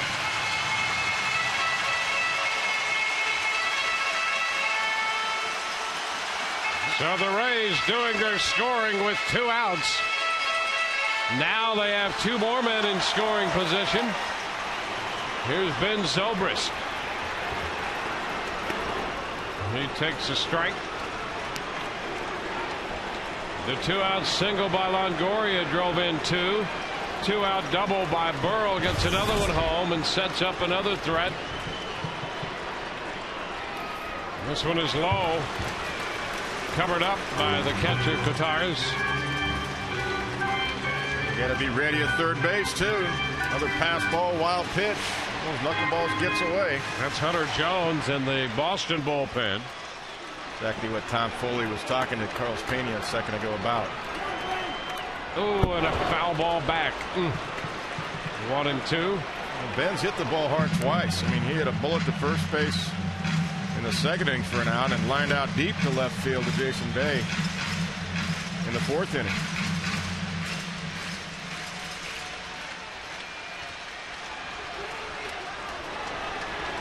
Burrow's second, Pena third. 1-2 is high. 2 and 2, and just in regard to what you had said, Carlos, with his momentum going down that line at third with the pitch, and especially with Lowell well off the bag. Yeah, good reminders too. I was watching Tom Foley talking to him, and that's exactly what he was telling him. 2-2 wave, and Amiz Zobrist is out on strikes to retire the side. But a big inning for the Rays. They scored 3, leave a couple. Base hit by Longoria, double by Burrell. It's 6-5 Boston through 5.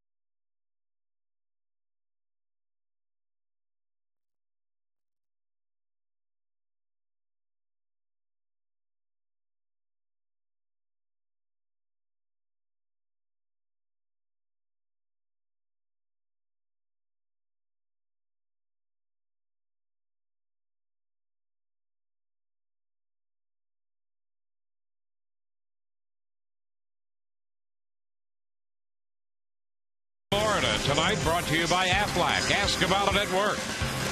McDonald's, I'm loving it. And Corona, the Cinco de Mayo. Be sure to grab some ice cold Corona or Corona Light. Relax responsibly.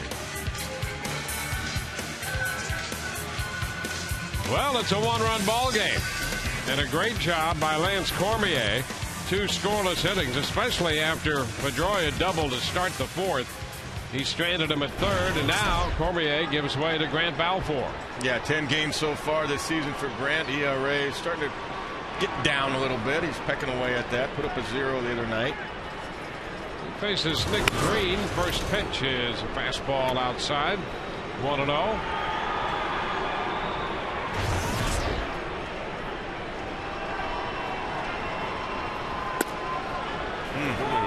By much on that one. Good mechanics on that. He powered that ball down, got over the front leg. Good looking pitch right there.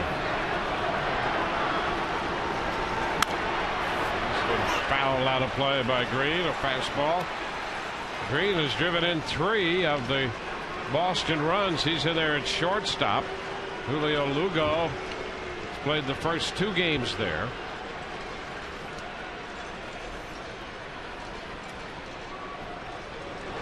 And a foul back.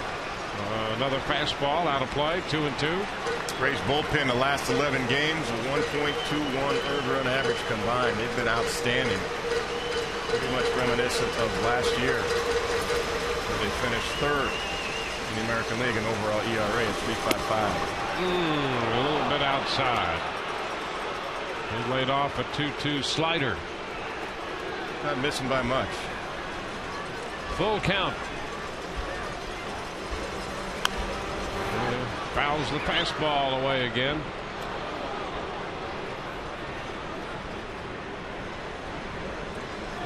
Neiman pitched 3 innings. Cormier 2.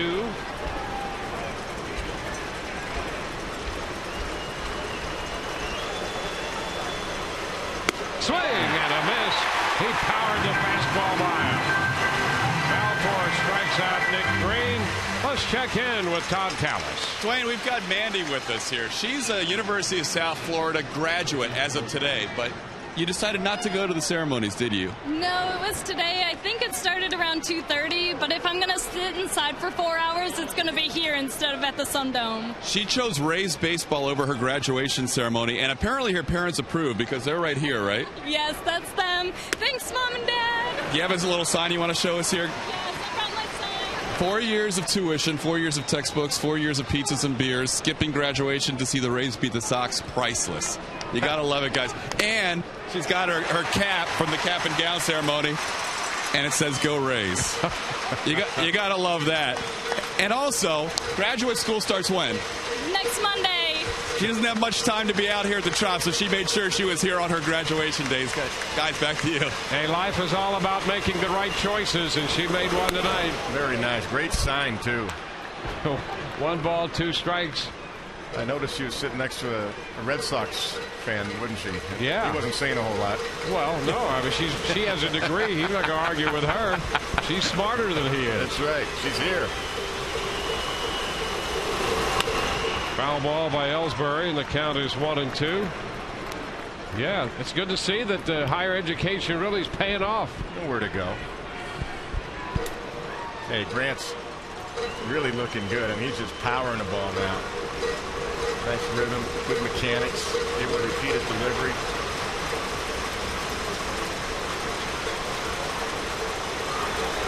One ball, 2 strikes. Ground ball that deflects off Balfour toward third, and there's not going to be a play. Longoria in to make the pickup and ask for time on that base hit by Ellsbury. A deflection toward the third base line, and Balfour will not acknowledge that.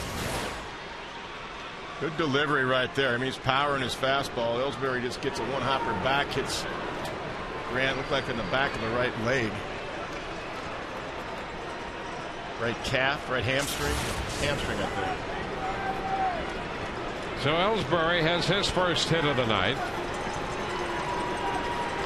You know, both his hits in this series, you know, you got that little infield hit to break up the no-hitter right back over the mound against Garza, and this one deflected off Balfour. Pedroia takes a strike. I just like the demeanor of Grant, though, tonight. I saw it the other night. He was getting better. He's got a good presence about him. A lot of confidence, pitching with good rhythm. He's feeling good. Upstairs, 1-1. It's a 1-run game. We're in the 6th inning. Rays fell behind tonight, 6-1. It's now 6-5. There goes the runner. Good jump. Throw is not in time. Ellsbury picks up his second stolen base of the night.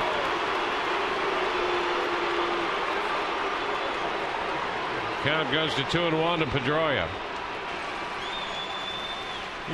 These are good mechanics by Deanna Navarro. Watch his lower half. I mean, he squares up. Here's the ball. Just before you receive it, the weight's going to the left side. That enables you to square up on the back leg and get a lot on it. Look at that. Perfect alignment going towards second base. And he almost got Ellsbury, who had a great jump. Those are excellent mechanics throwing the ball right there. Yeah, you're right. Absolutely. And Ellsbury did have a good jump. It's like a middle infielder. You know, your weight has to go to the left side like that so you can square up before you receive the ball. And Wally Bell having something to say to the Rays dugout, and he's not in a good humor right now for whatever was happening in the Rays dugout. Looked like Wally was saying that's the third time now, and I'm not going to listen anymore. And I'm sure from the dugout, what he's talking about is location of a couple of those pitches in the calls. From the dugout, you can see height. You can't see width. You can see height, though.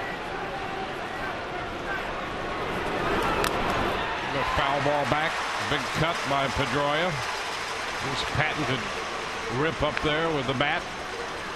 You know, the other thing from the dugout, if your catcher's not moving, the ball's right there. It looks like a strike to you in the dugout. So I'm sure, I mean, some of those balls are pretty close. That's what Jim Hickey and Joe Madden want to know. Where was the pitch? 2-2 popped up, foul. That's going to carry out a play.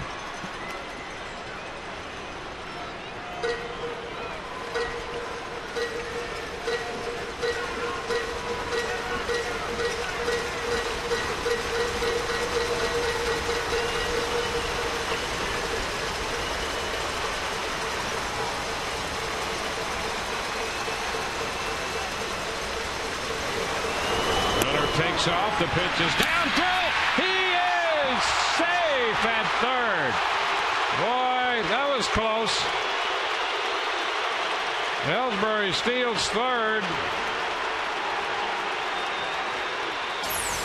Well, again, Navarro does a good job getting rid of it. Let's take a look at the tag and the slide. Left foot of Ellsbury just gets in there as Evan Longoria puts the tag down. Got him on the left calf. Close. The right call, though. Infield comes in with Ellsbury at third and one out. Full count to Pedroia. Looking for a pop out or a strikeout. And it's down and away. He threw him a slider there. 3-2.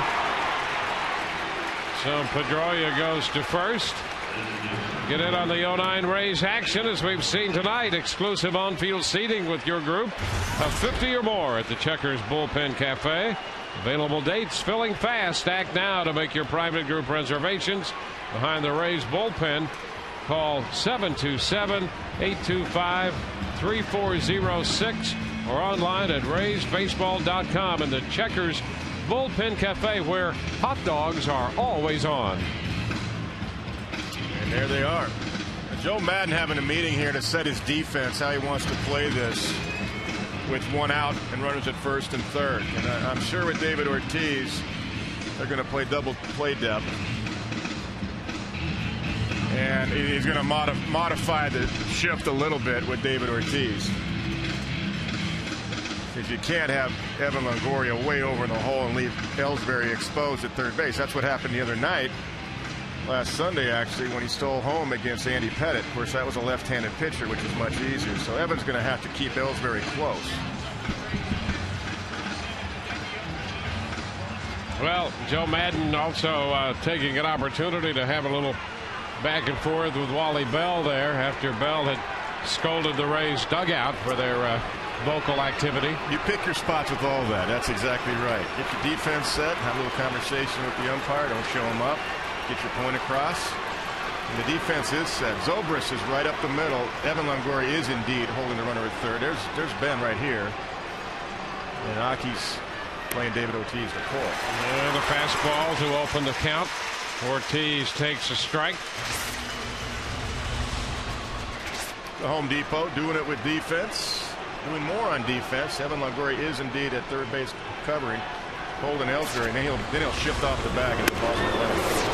And around on the knees off the plate into Ortiz. So it's 1-1. But that defensive setup, that's what Joe Madden likes to go out there. It's not the pitching coach's job. It's his job to go out there and let everybody know. Here's the overhead shot. There's Evan Longoria right there, making sure Ellsbury stays there. And a foul ball back. Ortiz trying to catch up to that one. 1-2.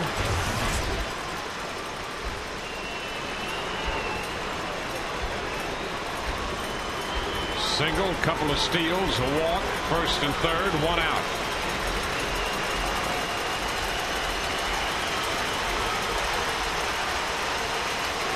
And the pitch away. 2-2.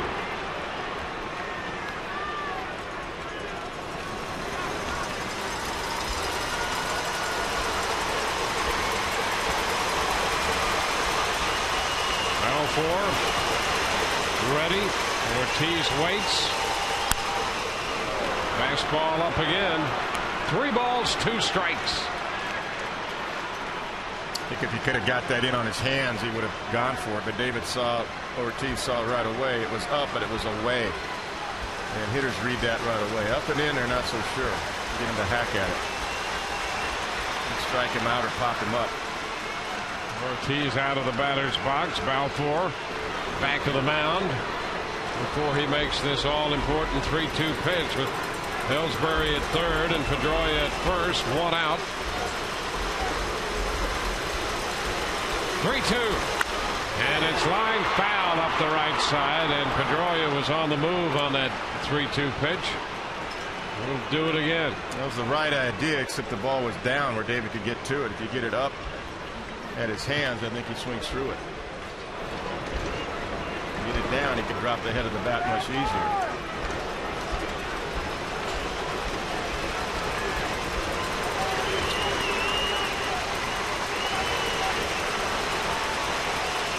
For the second time on 3-2, and it's fouled again. So Ortiz and Balfour squaring off, battling here.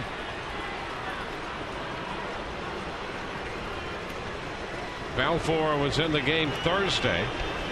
Did not face Ortiz in that one. He pitched an inning and a third. Ortiz 1 of 4 lifetime against Grant Balfour. 3-2 again. Foul one more time. This one into the upper deck. So this becomes at least a 9-pitch at bat for Ortiz. You got power on power going on right here, and what Grant's looking for really is that strikeout. Pedroia's in motion, so you're not going to get a double play.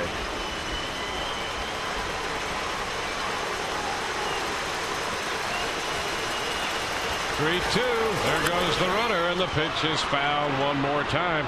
He threw him a slider that time, and Ortiz stayed alive, fouling it off.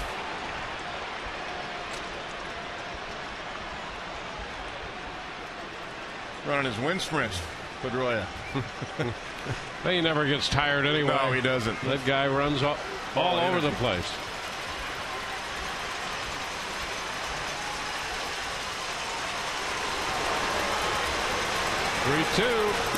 And he lost him down and in. So the bases are going to be loaded. A 10-pitch at bat, and Ortiz walks.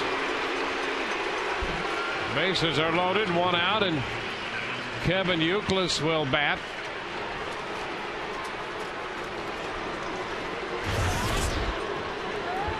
Balfour and Youkilis. Youkilis 2 for 4 against him. Those 2 hits, a double and a triple. And Madden comes out of the dugout. So Joe Madden to the hill in this bases loaded 1-out situation. That's going to be it for Balfour. Call to the bullpen brought to you by Metro PCS. Unlimit yourself.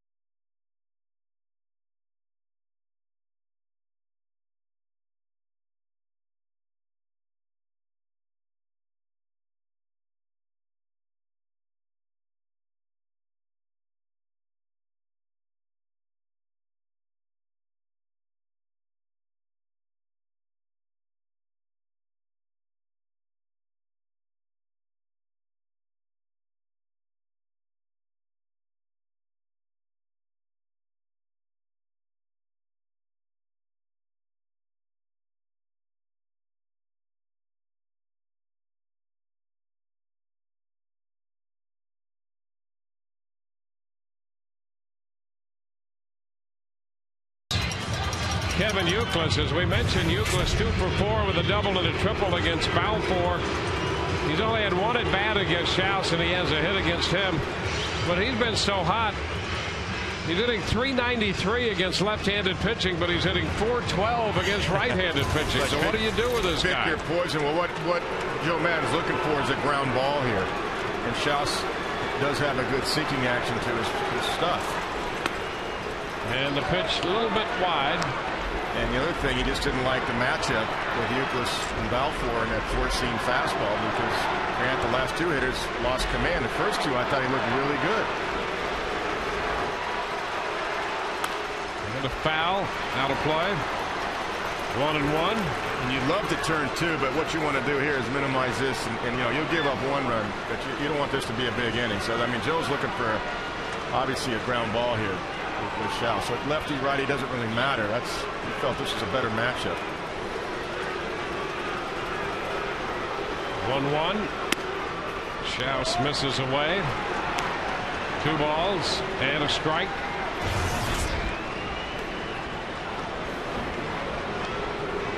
Schaus worked a third of an inning Tuesday in Minnesota. Ooh, and he stays out there just off the plate and misses for ball 3. 3-1. Yeah, when you're hitting .405, you're going to get that pitch. It's just the way it is. You're the hitter. 3-1 pitch, ground ball, and it's past the diving Longoria up the left field line. Ellsbury scores, Pedroia scores. Over to third goes Ortiz. It's a double by Youkilis, and now the Red Sox have come back and punched out a couple runs. That's going to make it a 3-run game. Now, Evan Longoria just couldn't quite get to this ball. Is smoked. I mean, it's right down the line. If Evan's playing 1 more foot toward the third base bag, 1 crossover step, a couple of jabs, and he couldn't quite get to it. If he's playing 1 step more to his right, he spears that. But that's not his fault. That ball was smoked. So now it's 8-5. The double for Youkilis is 11th of the year. Men at second and third, and here's J.D. Drew. There's a strike.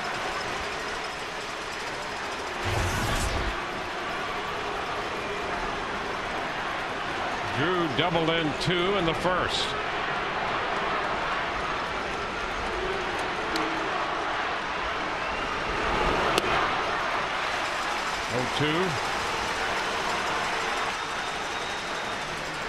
It's one of those games you just got to grind it out defensively and offensively. Not a real pretty game, but still a lot of baseball left.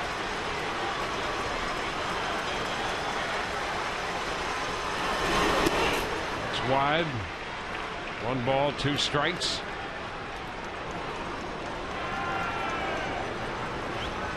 Six runs charged to Neiman, 2 now to Balfour.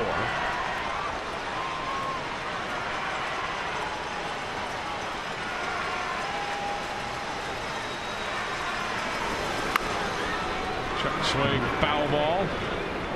Keeps the count at 1-2.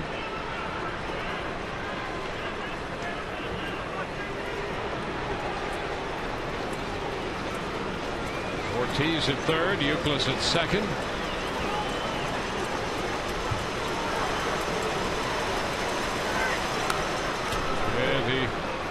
Got a little bit of that one to he's trying to wait on it. Just flick it with his wrist right there.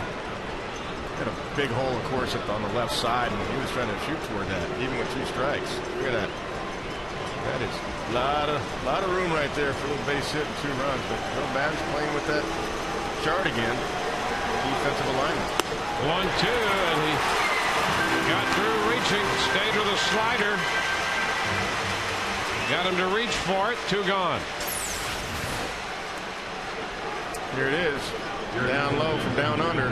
Big sweeping slider right there. Take a look at the overhead shot. Just off the outside corner, and JD chased it. How about all those close pitches Drew takes, and then that slider just kept moving away from him, and he couldn't reach it. Yep. It's one of those you can't get there from here. Yep. Jeff Bailey is hitting for Jason Bay.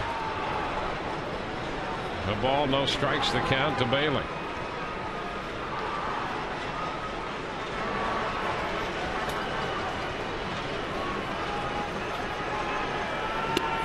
There's a strike.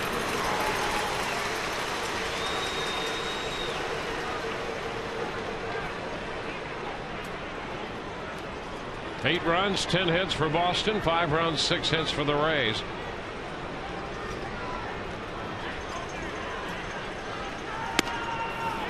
Schaus delivers wide, 2-1. The other thing that Joe Madden was thinking about, he didn't want to burn a couple of more pitchers in this 6th inning because there's a lot of baseball left. So he wanted to give Schaus a chance to try to get Euclid, and then definitely was going to face J.D. Drew anyway. And he won the first 2 games of the series. Just wide. So you can't blow up your whole bullpen in the 6th inning. Studying.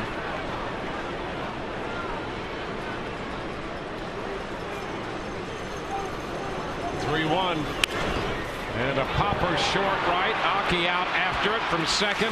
Makes the catch to retire the side. Well, the damage is limited to 2. We go to the bottom of the 6th, 8-5 Boston.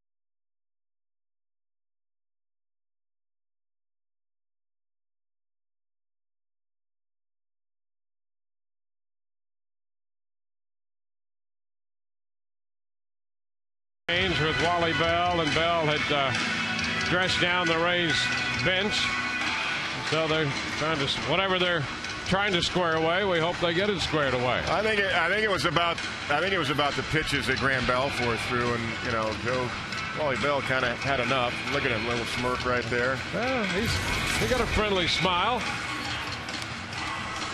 And he kind of walked down the line, but Hirschbeck, being the crew chief, took over, and Joe was listening. But I think that's what the problem was, because I think Joe felt and Jim Hickey felt that Grant Balfour shouldn't have been put in that situation with those 2 walks of Pedroia and Ortiz. Well, here's Hockey, and that first pitch almost hit him. 1 ball, no strikes. Tim Wakefield, the knuckleball pitcher out there. Hemamora, Kapler, and Navarro due up here in the Rays half of the 6th. Foul ball. It's 1-1. Rays scored 3 in the 5th to make it a 1-run game. It's a 3-run game right now.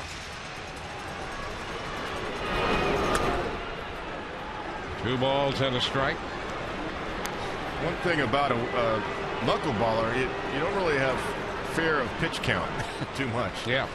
Just let them go all day long. 3 balls, 1 strike. Timmy right at 100. Only 54 strikes. That's below average for him. There's a base hit for Aki to start the home half of the 6th. Iwamura is aboard. Let's take a look at our Toyota trends. And things could be trending pretty well for the Rays here. They're 4-1 against the Red Sox this year. They've won 11 of 14, 10 out of their last 12 here at Tropicana Field, and they're battling tonight. They really are. They're scrapping, and it's just one of those games you got to scrap and fight. And a lot of going back and forth as Tim Wakefield leaves. That's going to be it for Wakefield. Terry Francona wants the left-hander. Hideki Okajima back in a moment.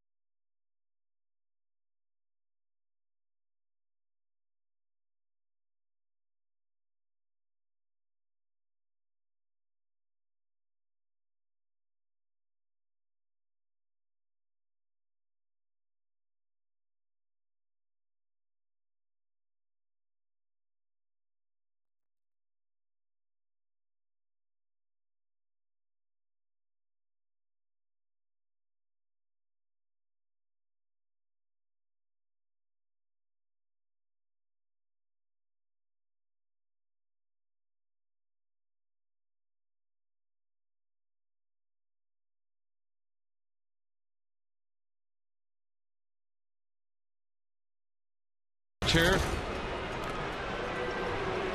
Iwamura, the base runner at first. Gabe Kapler in the batter's box.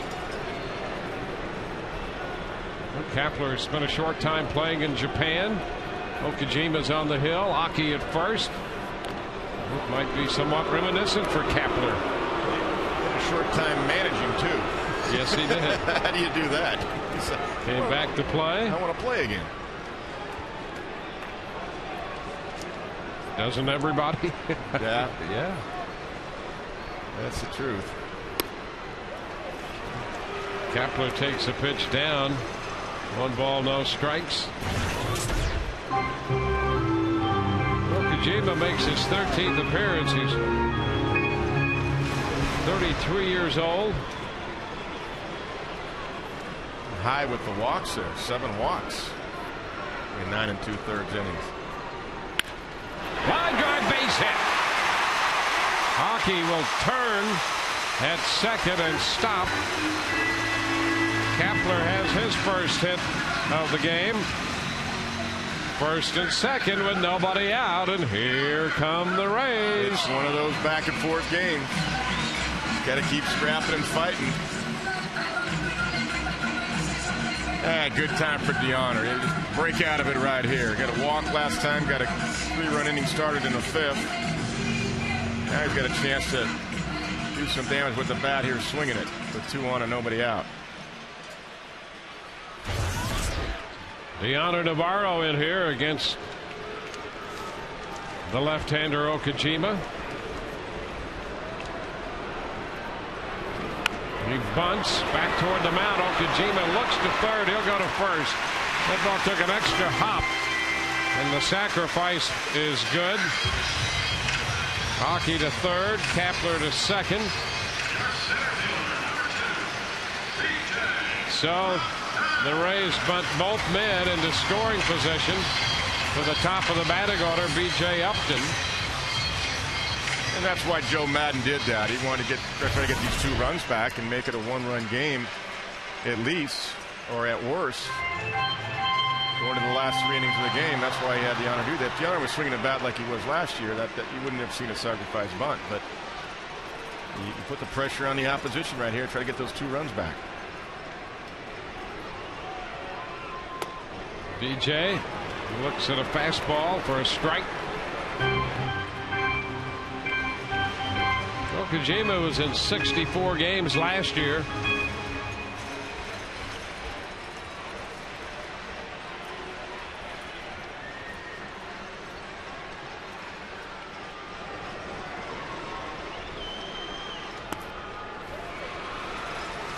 One and one the count.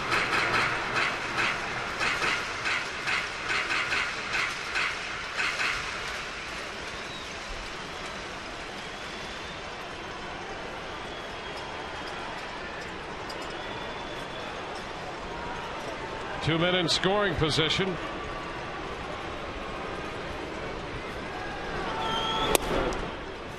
That's low. 2-1. A good eye. He reads the ball quickly out of the pitcher's hand. A lot of guys would have been chasing that one.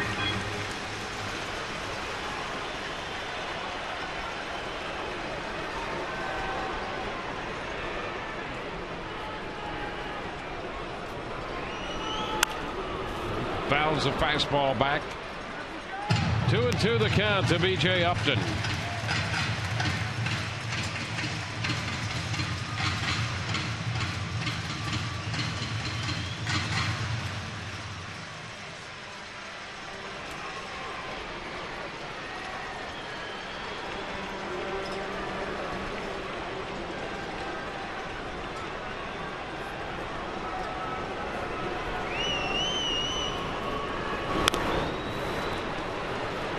Count remains 2-2. Upton was called out in the first on a pitch over the inside edge. Grounded to third in the third. Walked. He was part of the 3-run fifth when he drew one of 3 walks issued in that inning by Wakefield. Longoria had a big 2-run single, and Burrell drove in a run with a double.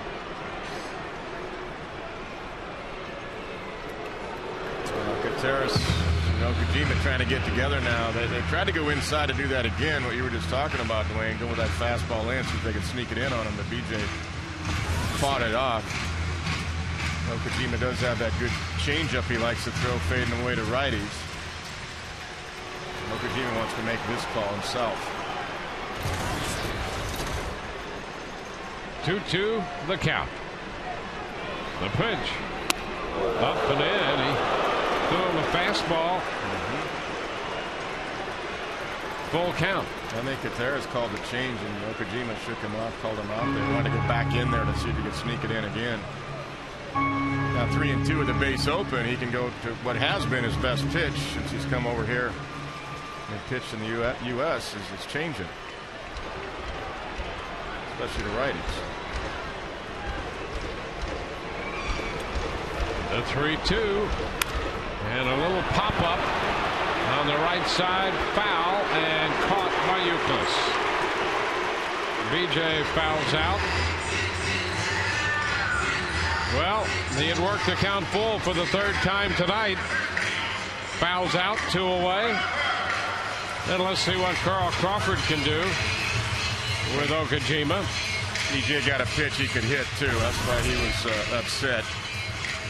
Very hittable 3-2 pitch right down the middle.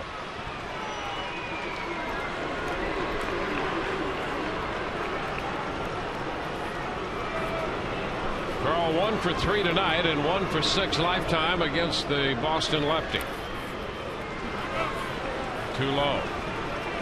A ball, no strikes.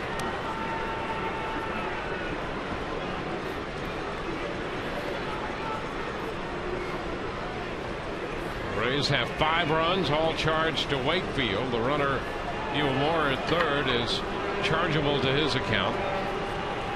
The other runner belongs to Okajima. That's a strike call to Crawford on the outside edge.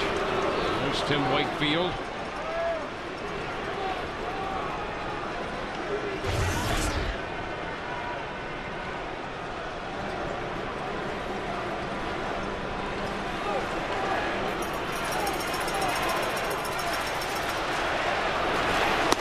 Inside to Crawford.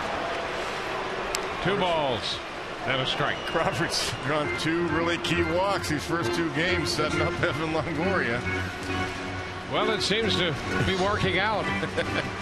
There's Evan on deck. The first night he drew a walk and Evan cleared the bases for a 3-run double off of Beckett. Last night he drew a big walk and he cleared the bases with a grand slam. 2-1, a little tap foul. Count is 2-2.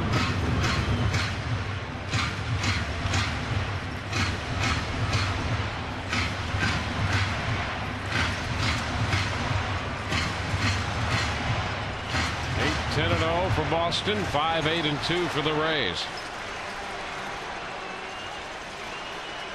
2 men on with 2 men out. The count is 2-2.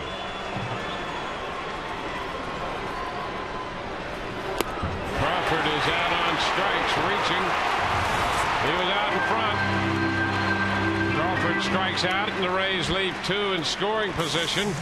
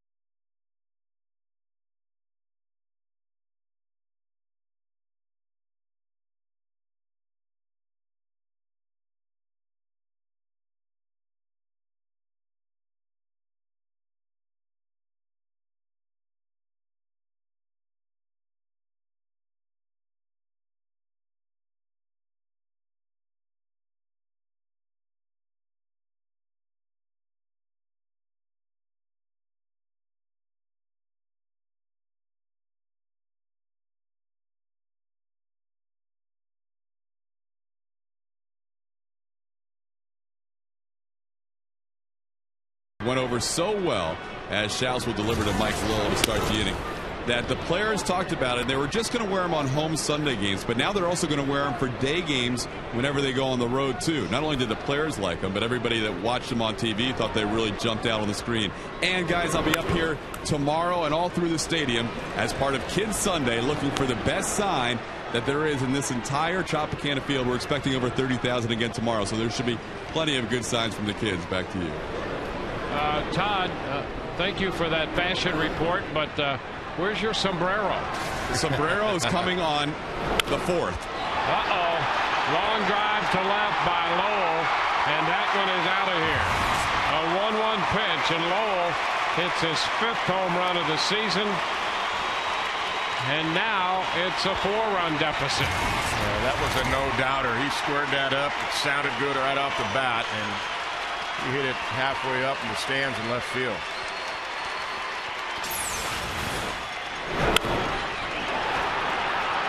Well, it sounded like a home run, and it looked like a home run. It was a home run.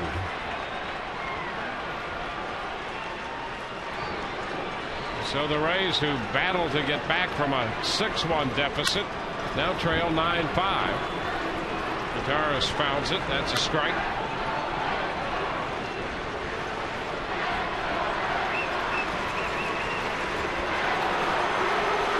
Gutierrez after a new bat after the home run by Lowell. Lowell had hit the ball to the warning track in center in the 5th on that fine over-the-shoulder catch by Upton, and this time he picked left field, and There was no getting that pitch.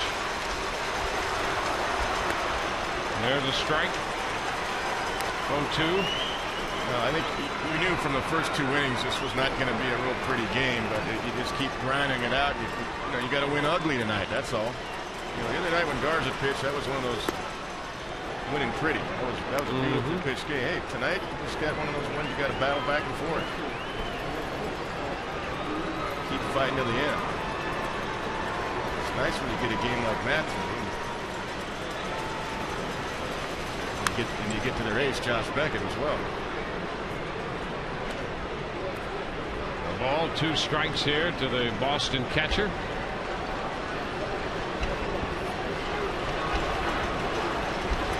Well, there have been some great battles between these 2 teams, and we've got a ways to go tonight. Rays have at least 3 at-bats left if they need them all.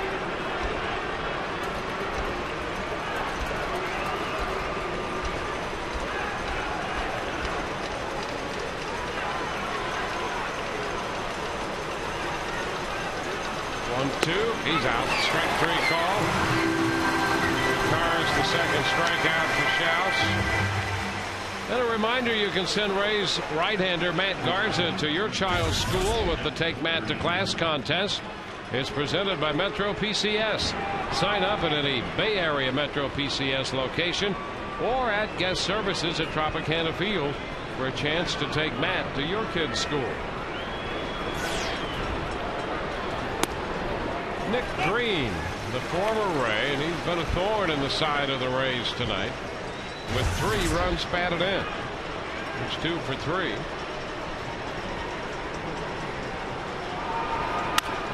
And he has another hit. Fair just inside the right field line. Kapler after it. Green's on his way to second with a double.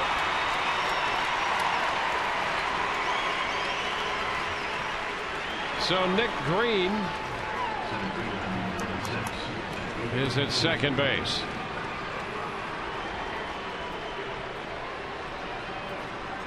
Six doubles for Nick Green already. Well, he gets a start tonight for Julio Lugo, and he makes the most of it. He's hitting 275 coming in, so he's done a pretty good job since Lowry went down. Now the top of the order, Ellsbury, a little tap. Schaus is going to have to take it to first. Out there and over to third goes Green. Longoria and Schaus converged on that little tap, and Green advanced easily on it. Well, the other thing that Joe Maddon's doing tonight, he's managing 2 nights. He's managing tomorrow's game too. He's saving the bullpen. Not that he's given in tonight. It's just that he can't mix and match.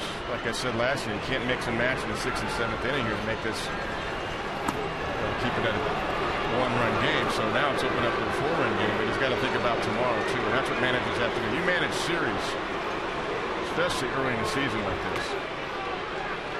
They're going to walk Pedroia intentionally with 2 outs. They'd rather have the lefty match up against the left-handed bat of Ortiz. So this will be walk number 3 issued to Pedroia. He has 3 of the 6 walks issued tonight to Boston hitters. You don't really see this very often, do you? Nope. A walk, intentional walk to get to Big Papi, David Ortiz, who came into this game hitting .220 with no home runs. But Pedroia was the American League MVP last year. Look at the matchup against Schaus. 6 of 15.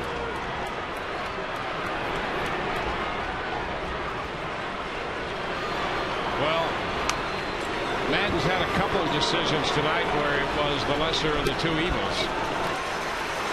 I mean, Pedroia's on his game too. He's getting 2 hits the opposite field tonight. Normally Dustin swings hard and tries to put the ball in the ballpark, it looks like, but he really sat on some off-speed stuff and went the other way for his single and double.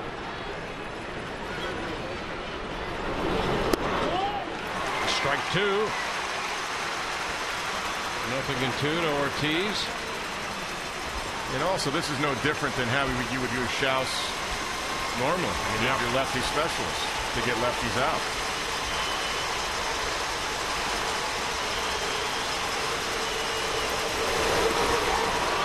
That's away. 1 ball, 2 strikes.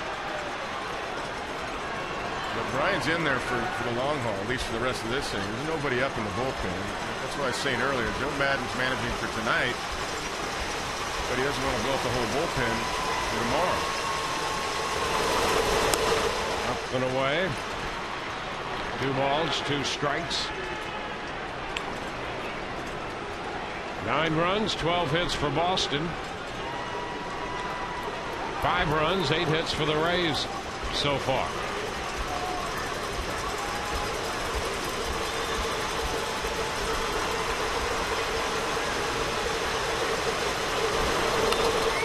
And Ortiz just got a piece of it. It's a stay alive swing. And it's interesting, and it's a 4-run lead, but Evan Longoria is still holding on. Runner at third base. I mean, it's not Ellsbury, but Nick Green will run a little bit too, so he's taking no chances. Inside. That takes it to 3-2. On deck, Kevin Youkilis.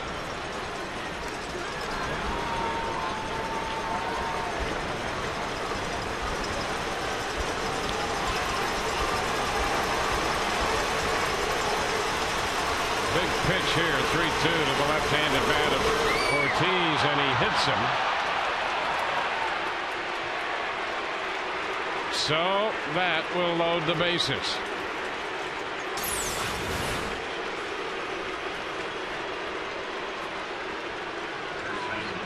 That was supposed to be a slider, and it backed up on him. He just didn't get the grip and the release point on that.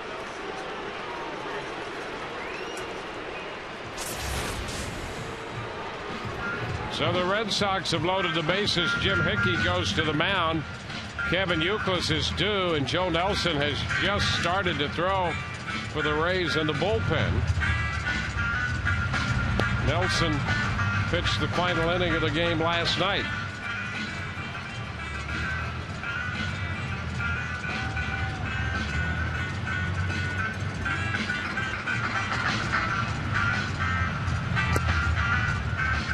Nelson trying to get ready as quickly as he can down there in the Rays bullpen.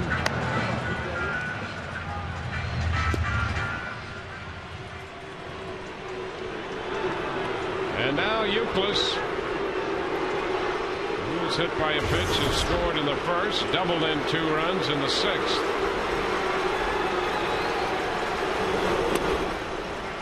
Strike on the inside part of the plate, and Youkilis didn't like that call. Now he's got a little conversation going with Wally Bell. Take a look at the overhead shot right here at Kevin Youkilis. Hey, that ball bit the inside corner. Yep, that's a good call. Great shot, that is. Schaus tried to go in there again. It's 1-1.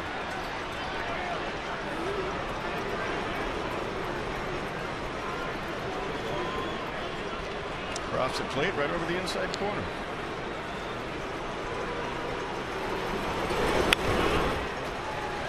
One and 2.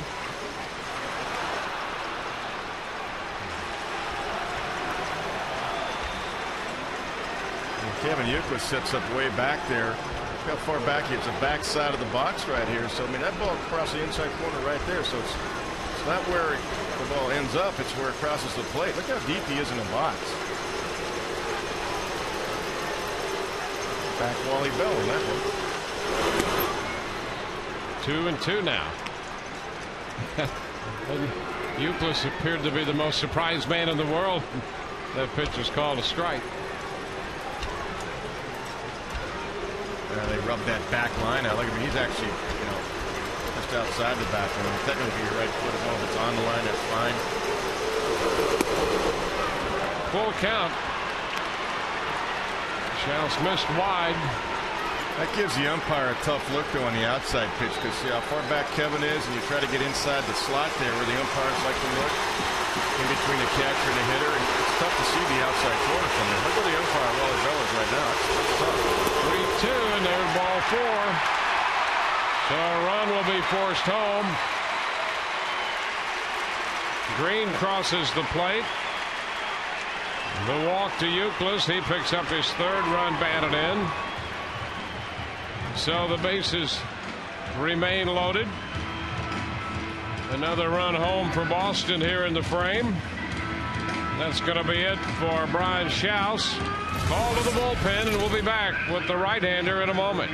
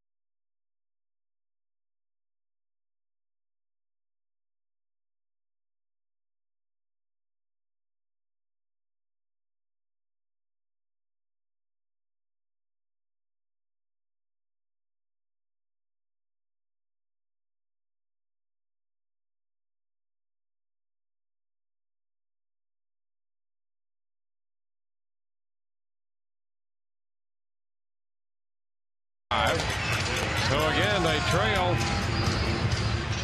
by that 5-run deficit. Joe Nelson comes on for the 10th time.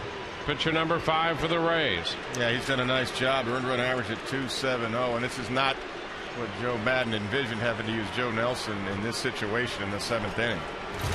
But Schaus is just out of gas. The pitch to J.D. Drew is a strike. Well, Drew doubled in 2 runs in the first, has struck out 3 times since then.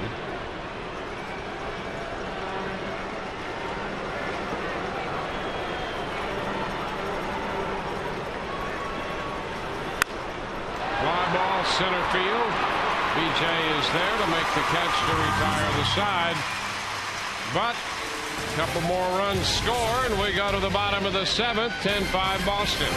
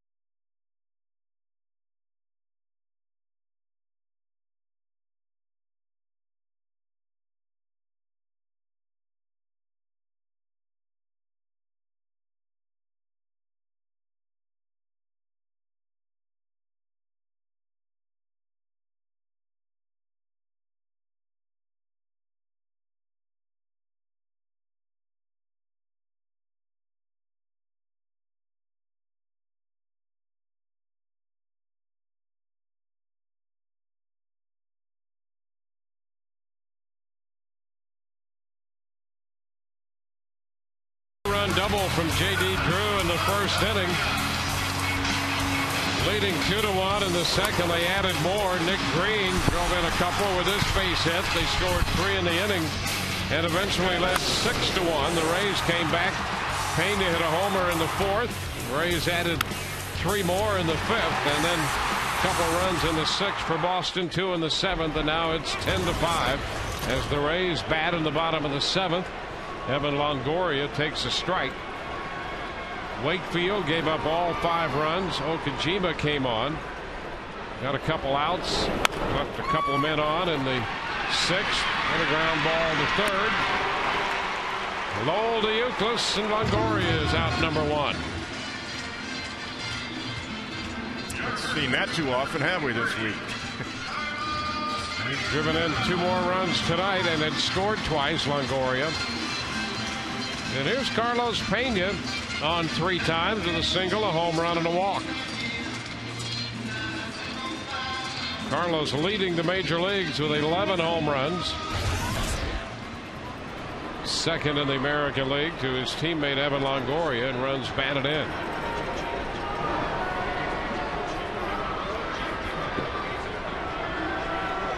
Here's Carlos Pena. And the pitch is down. 1 ball, no strikes. During the break between half innings, Joe Madden had another extended conversation with John Hirschbeck, and we've just been informed that Jim Hickey, the Rays pitching coach, was ejected from the game during that time. 1-0, first ejection of the year for Hickey. And the Rays had a little running feud going over some calls with the plate umpire Wally Bell, and the crew chief John Hirschbeck got involved, and apparently he has ejected Jim Hickey. Yeah, I think an inning ago, Joe Madden tried to go out there and confuse it, and he was listening to John Hirschbeck, and had a long conversation. John was talking. There's no animation going on, but there was a little argument about Wally Bell, some of his calls, and I think it was when Balfour was pitching, and the game was close. It was 6-5. Now it's opened up 10-5, and they thought some calls were not being made. A strike to Pena. So it's 3-1. I thought Balfour had really good stuff tonight too. I thought his mechanics were good. First 2 hitters, he looked good. And Ellsbury got that infield hit again off his glove or off his leg, and then all of a sudden the inning opened up. Good ball 4 to Pena. Second time he's walked, and the Rays have a runner with 1 out in the 7th inning. Well, you never know. I'll tell you, this offense is capable of big nights, as we have seen. Terry Francona's been through these too. I mean, he's saying to himself, what are we doing? 10-5, and we're walking Carlos Pena with 1 out in the 7th. Challenge him.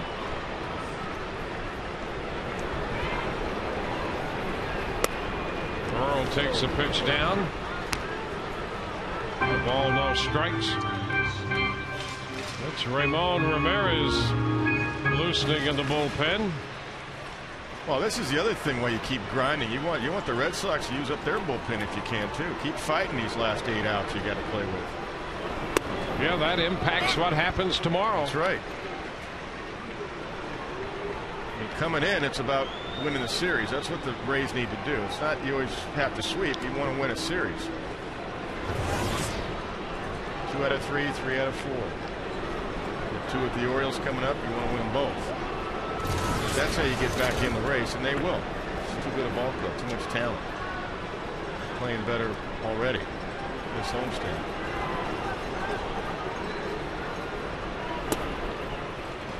It's a strike to Burrow. 1-2.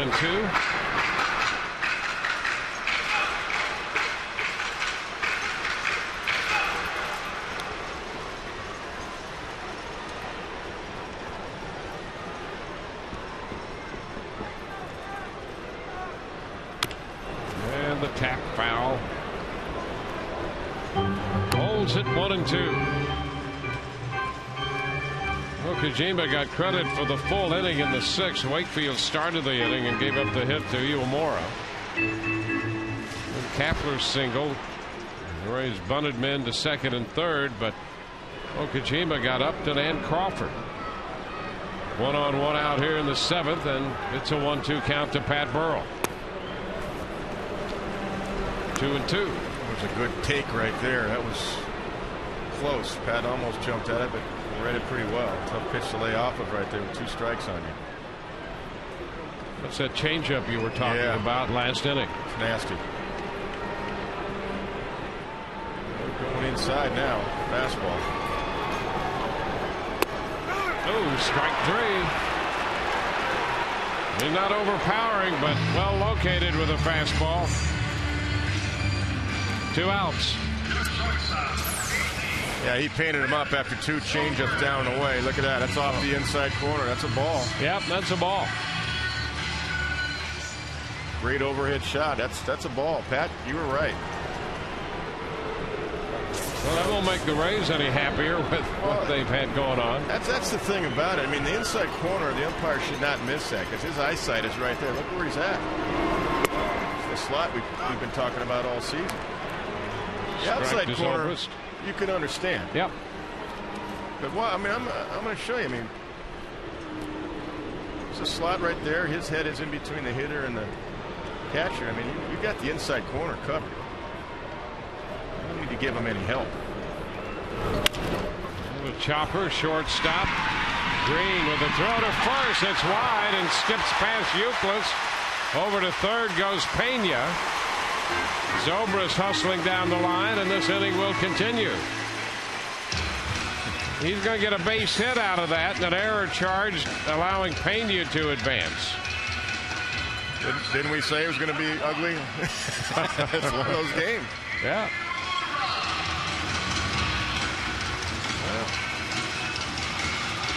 2 men on with 2 men out. Pop one in a gap right here. Yep. Get a couple runs back.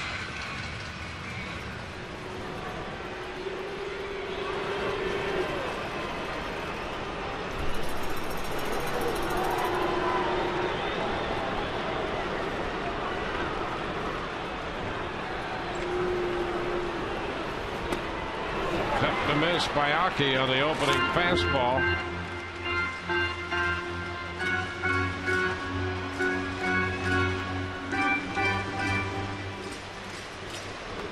Couple of ground balls and a line single into center tonight for Hakanori Iwamura.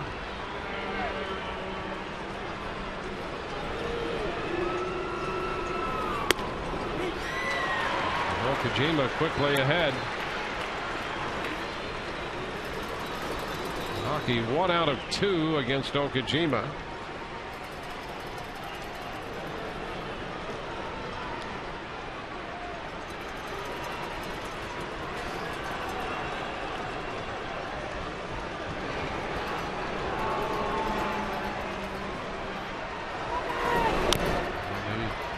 It foul. Is that off speed again? That's a tough pitch. Lay off of. Stayed alive with that swing.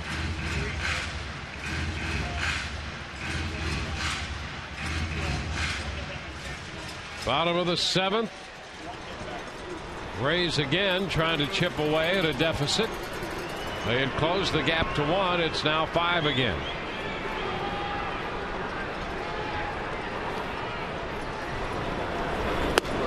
He is out on strikes. 7th inning is over. The Rays leave 2. On to the 8th. 10-5 Boston.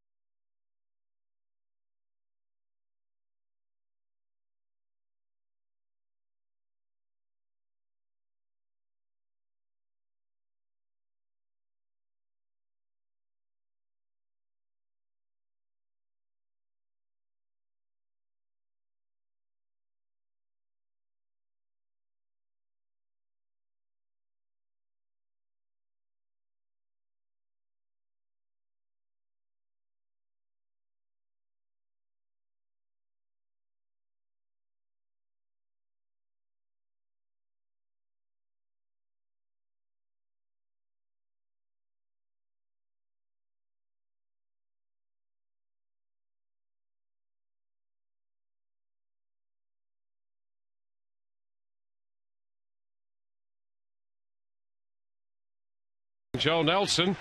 Just as middle relievers keep their teams in the game, you too can stay in the game with Just for Men hair color. Joe Nelson starting the 8th with a strike to Jeff Bailey. Bailey hitting in the 6th inning in the place of Jason Bay. Popped out.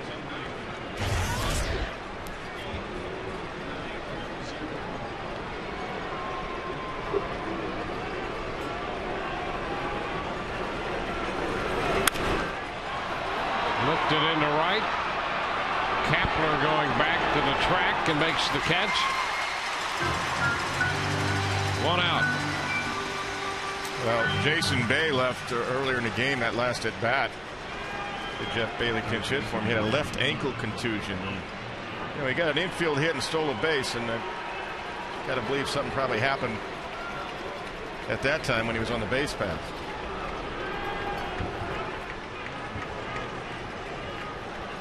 Here's Mike Lowell. Lowell cues it foul. Strike 1. Good changeup.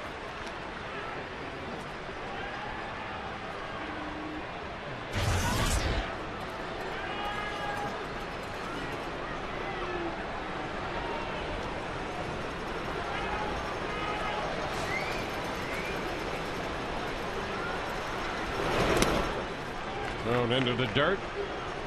It's 1-1. Lowell started the 2-run 7th with a home run, his 5th of the year.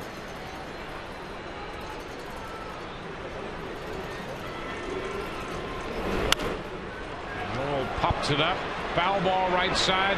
Pena's after it and tries to slide his way in, but that ball is out of play. Fan came away with the catch, and that ball belonged to the Fan. He did not reach over into the field of play. Carlos did the right thing to avoid injury, looking into the stands there and sliding so it doesn't crash into the embankment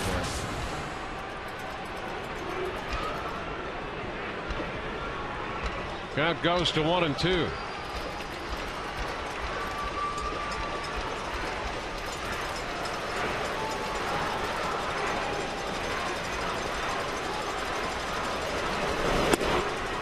Two and two.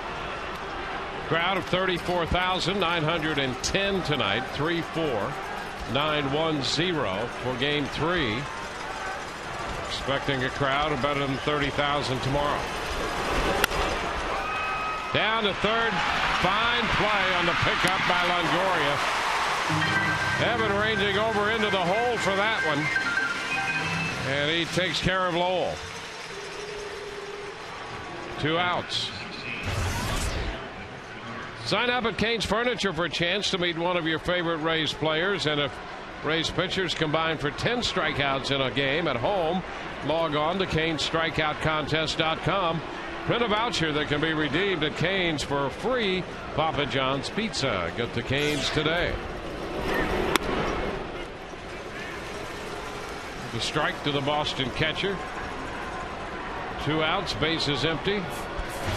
George Gutierrez up there.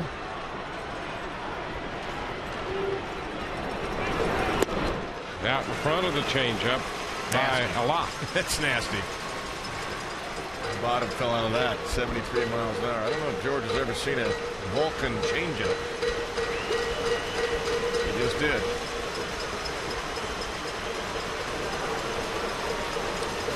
And the 2-strike pitch upstairs. 1-2.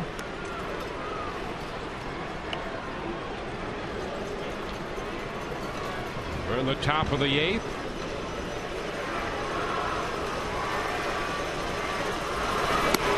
Strike 3 call.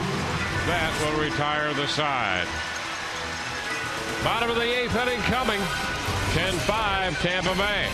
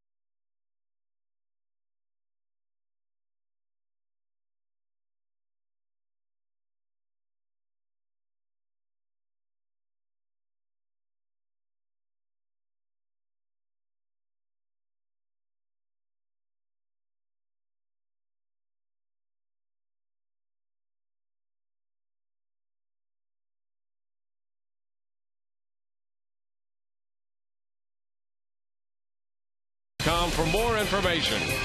And by Geico, 15 minutes could save you 15% on car insurance. Visit us at geico.com or call 1-800-947-AUTO. Well, how's that working out?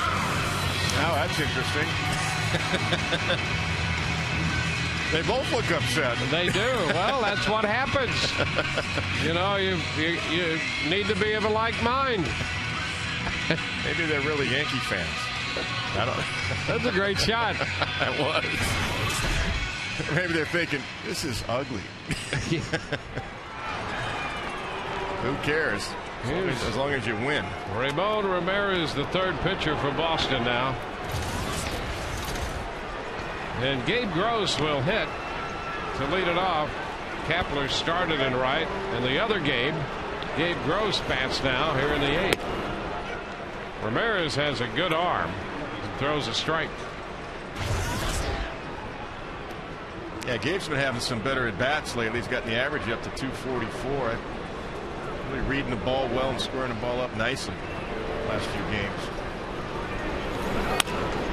He's under this one and pops it up to the left side. Fastball got him on the pop to Lowell. One away. Now Deanna Navarro. Yeah, get a base hit for Deanna. Doing a nice job tonight battling behind the plate, catching a tough game. Made a couple of nice throws defensively. A little base hit here, give him some confidence, get him on track.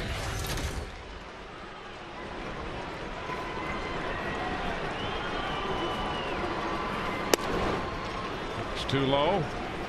A ball, no strikes. Troy Percival is busy in the Rays bullpen. Well, Joe Nelson did a nice, efficient job. 14 pitches, 10 strikes. So you can still use him tomorrow for an inning if you needed to. So that's good that he wasn't taxed too awfully much. Percival can come in here, and then you can use him tomorrow as well.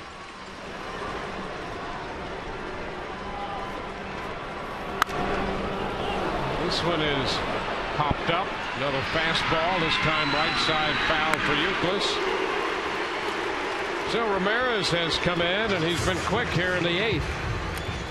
Yeah, that trade really, I think, went under the radar. I know we've already talked about it here. Yeah, I thought Boston made a heck of a trade myself. They did. You know, Ellsbury's supposed to be their guy, and he's doing a pretty good job. Well, you know, people said, well, Ramirez is okay if you don't pitch him late in the game and all that. Well, you know, this guy had over 20 holes last year. Yes, he did. And he's got a great arm. Did a great job for Kansas City. He's pretty compact, too, with his delivery. I mean, he pitches. Watch him right here. I mean, he just keeps the hands right at the chest right there. He's able to repeat his delivery. He's 1-1 with BJ. Okay, real quiet right there. Little small step back, keeps the hands at the chest. Good finish. Right at his target. I'll tell you, he's making some pitches here in the eighth. He was quick in to Gross and Navarro, and he just threw a good fastball right there to Upton.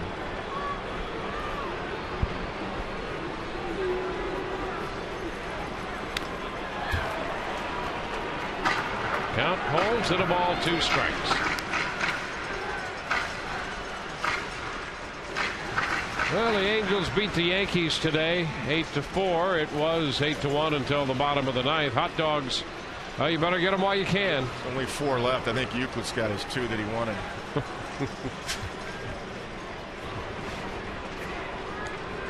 BJ, high fly ball back into center field. Ellsbury still going, and he is not yet to the track and makes the catch to retire the Rays. We go to the ninth. 10-5 Boston.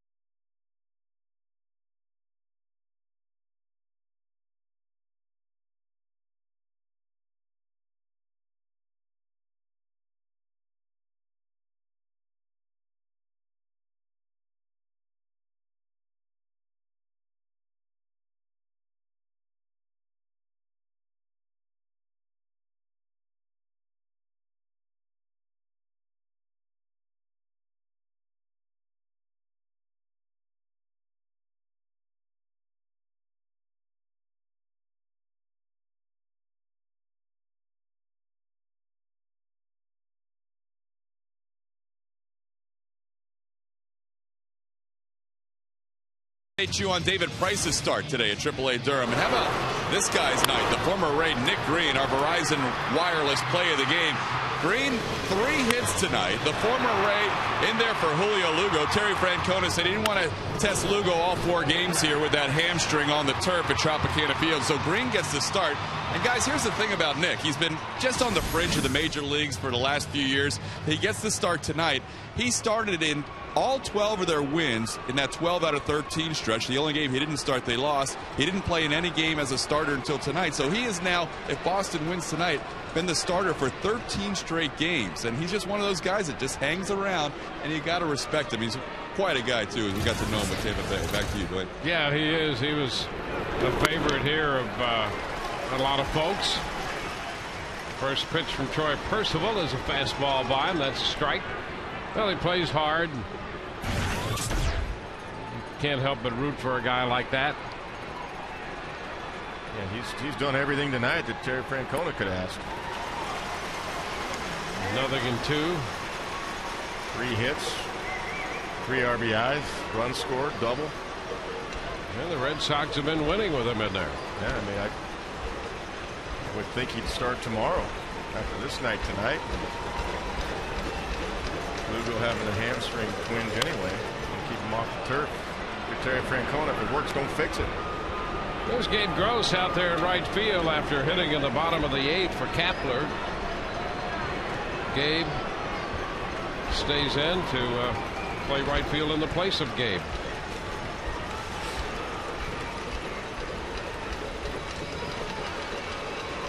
0-2.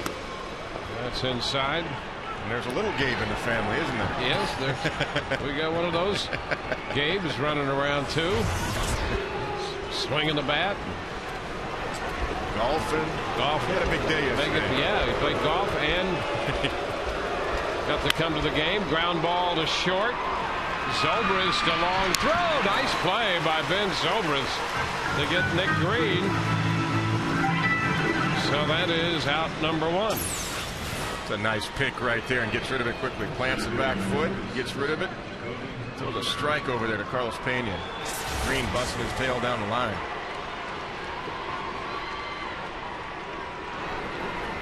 Now Jacoby Ellsbury.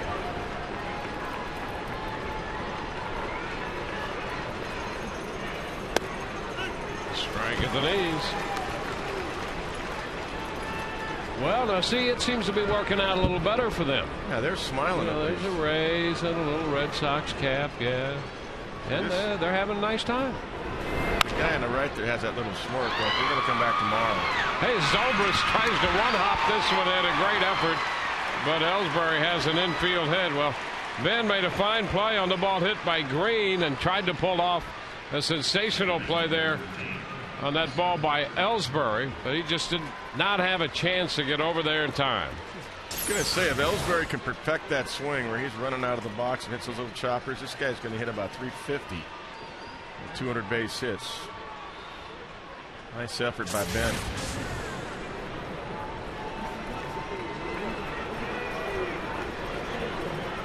Dustin Pedroia. Percival's pitch is a strike. Pedroia has been on 5 times tonight. Walked and scored in the first. He singled in a run in the second. He doubled in the 4th. He walked and scored in the 6th. Was intentionally walked in the 7th. There's a strike. Think there's any chance he could be too tired to play tomorrow? No, I don't think so. This guy's got too much energy. Now, we talk about lineup turnover. This is the 6th time he's hit it in this game. Ellsbury's got 6 at bats. You get tired of seeing these guys. 1 and 2.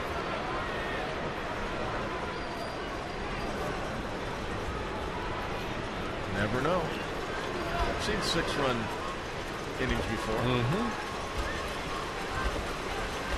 in the ninth.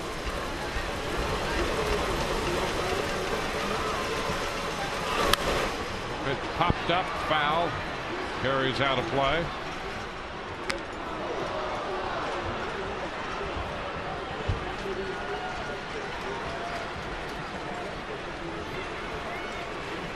See You don't expect Ellsbury to run because you got the 5-run lead. If you're in grand slam distance in the bottom of the 9th, 4-run lead, Ellsbury still may run, and Carlos will be holding him on. You got that extra run, the 5-run, you don't hold him on. Down to second. Aki. De Zobrist 1. First base 2. Percival throws a 4-6-3. Double play ground ball. No runs a hit with nobody left. Bottom of the 9th coming. It's 10-5 Boston.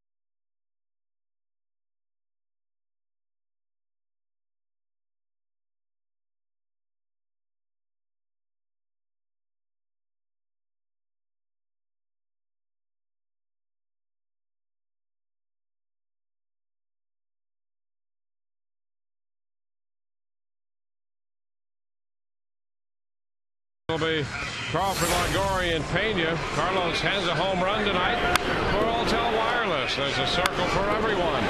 Call 510 or 23 numbers on any network with My Circle exclusively from Alltel. Pena due to hit third. Takashi Saito, the new pitcher number 4 for Boston.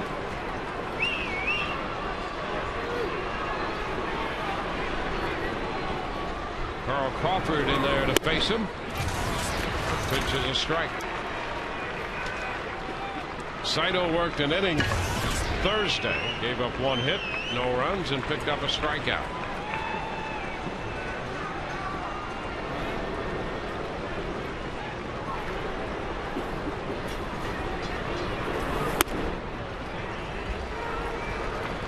Saito out of that delivery, a couple of hitches and is getting up along the way. Yeah, he's very deliberate, and you know, seeing him in Los Angeles the last couple of years, he was excellent with command there. He's shown the same command over here this year. Of course, he was hurt a lot last year.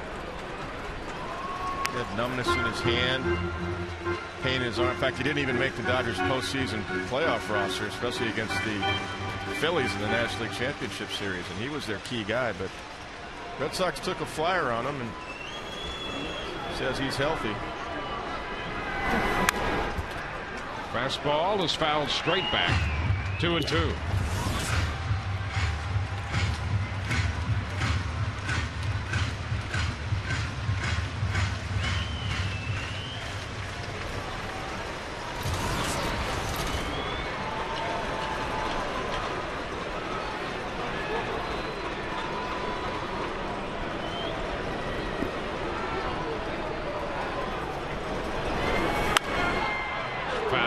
Stands. He had 18 saves over in Los Angeles last year in 45 games.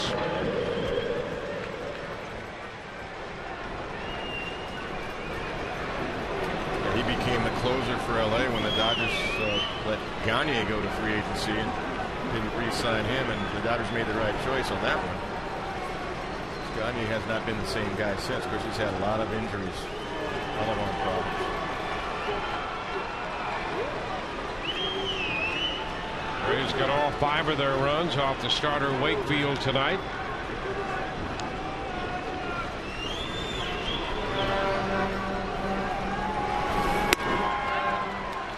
3-2. Wakefield still the pitcher of record. He gave up 5 runs in 5+ innings tonight.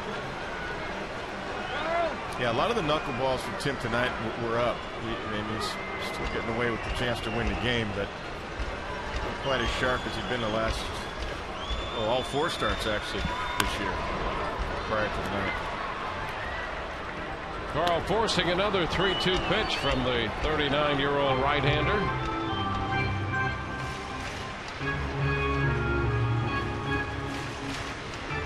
Rays and the Red Sox tomorrow afternoon, and then Baltimore will be in for games on Monday and Tuesday.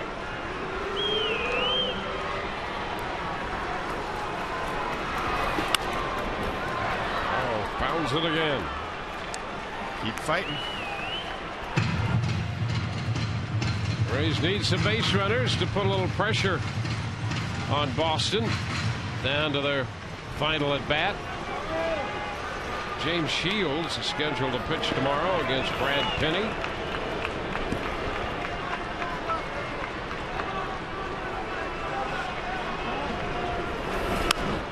And another foul ball.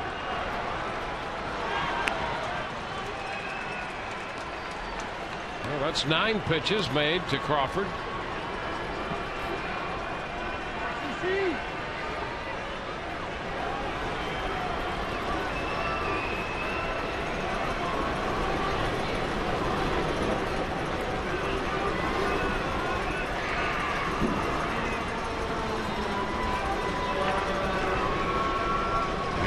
Number 10. Carl fouls that one. George Gutierrez going out there. Let's see. Do you have another pitch? Can you invent one? Crawford's all over everything. See, maybe let's go inside.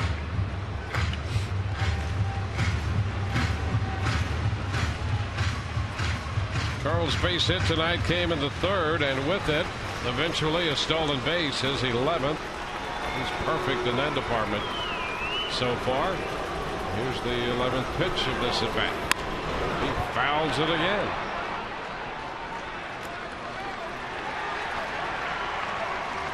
Let's see if we can make him use Papelbon tonight. Yeah, why not? Yeah.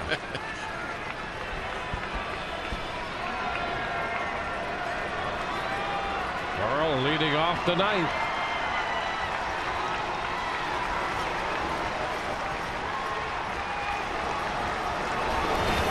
And a base hit. Carl Crawford fouled one pitch off after another, and finally comes up with a base hit. Boy, you talk about working for a hit.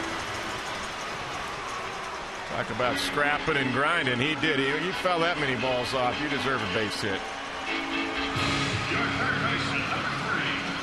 Never know. Well, he went to a dozen. 12 pitches in that at bat. Crawford is aboard, and here's Evan Longoria.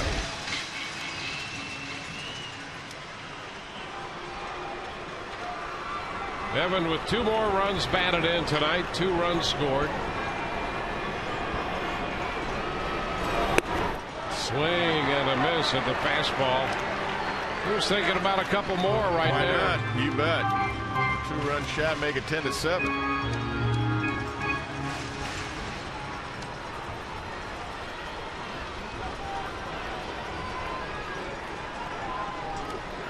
Evan was the first guy Saito saw in the American League back in that opening series at Fenway, and Longoria took him out. This one is high. 1 ball and 1 strike. Well, Evan has had a great series so far. He homered Thursday and then hit the grand slam home run last night.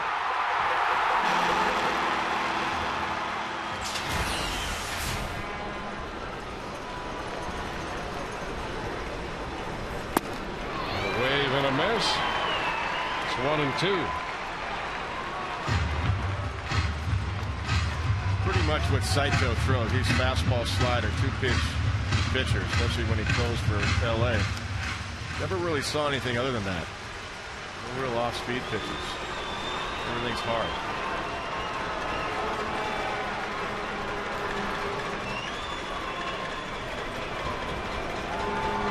1-2.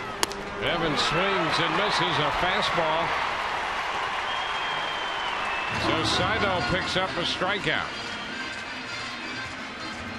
1 out in the inning. Well, the hitters would tell me in the National League that he was just sneaky fast. This was 94. Look at that. That's paint. That's just up above the hands. Evan could not get through it. Had to try to bring his hands in to square it up and just swung underneath it. That was just good execution by Saito.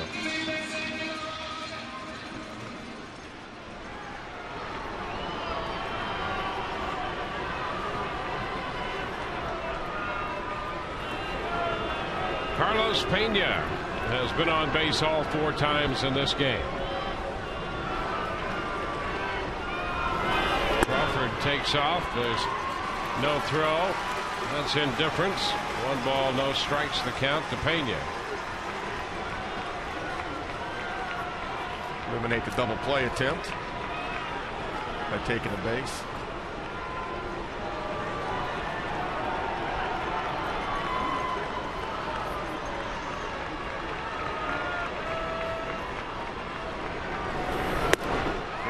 The miss. Pena hit the home run down the right field line in the 4th inning, connecting off the starter Tim Wakefield. All of the Rays' damage really assessed against him. All 5 runs and 7 of their 10 hits came against Wakefield. Yeah, they had some opportunities in the 6th and the 7th, both innings with men on base, men in scoring position. They just couldn't come through.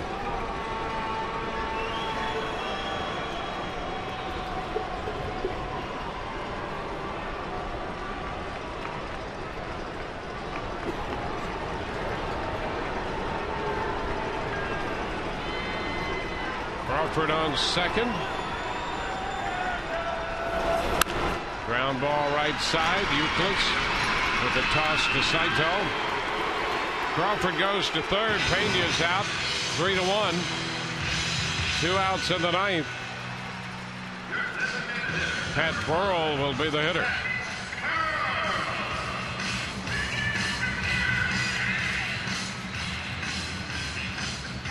For the Rays tonight, Jeff Neiman was charged with 6 runs, 5 earned in 3 innings. He's the pitcher of record.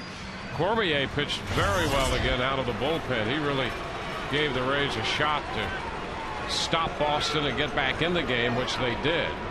He pitched 2 scoreless innings. Balfour, Schaus, Nelson, and Percival all followed.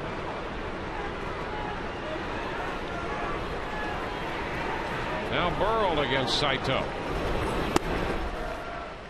1 ball, no strikes. Breaking pitch. The other thing about that with Cormier, you didn't want him to go 4 innings again tonight like he's done. He'd already had 18 innings pitched coming into this game, so 2 innings, you know, to keep the game there and then allow the offense to get going, and they got back in the game. But the rest of the guys that came in after that just couldn't keep it right there. And I understand what Joe Madden was doing. He didn't, you know, you can't keep having Cormier go 4 innings every time he goes in there. A 1-1 count.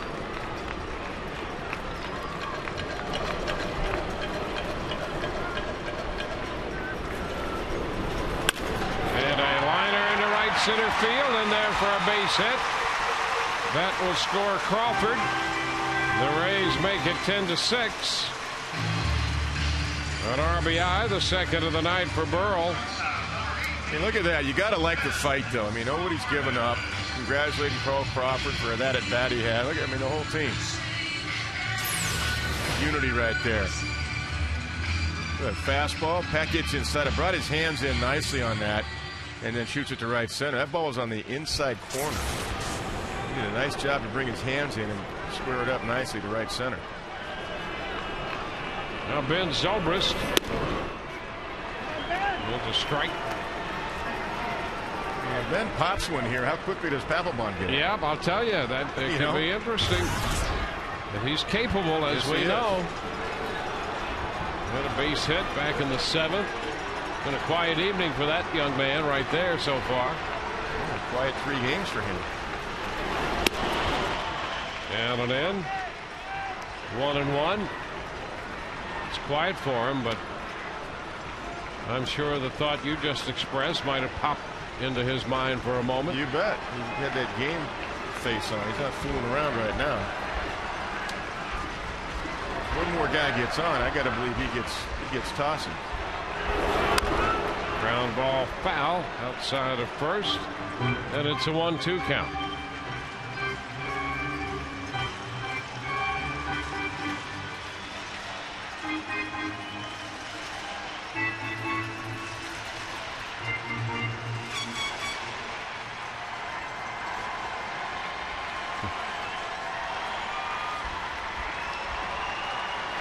So here's Zobrist with a 1-2 count.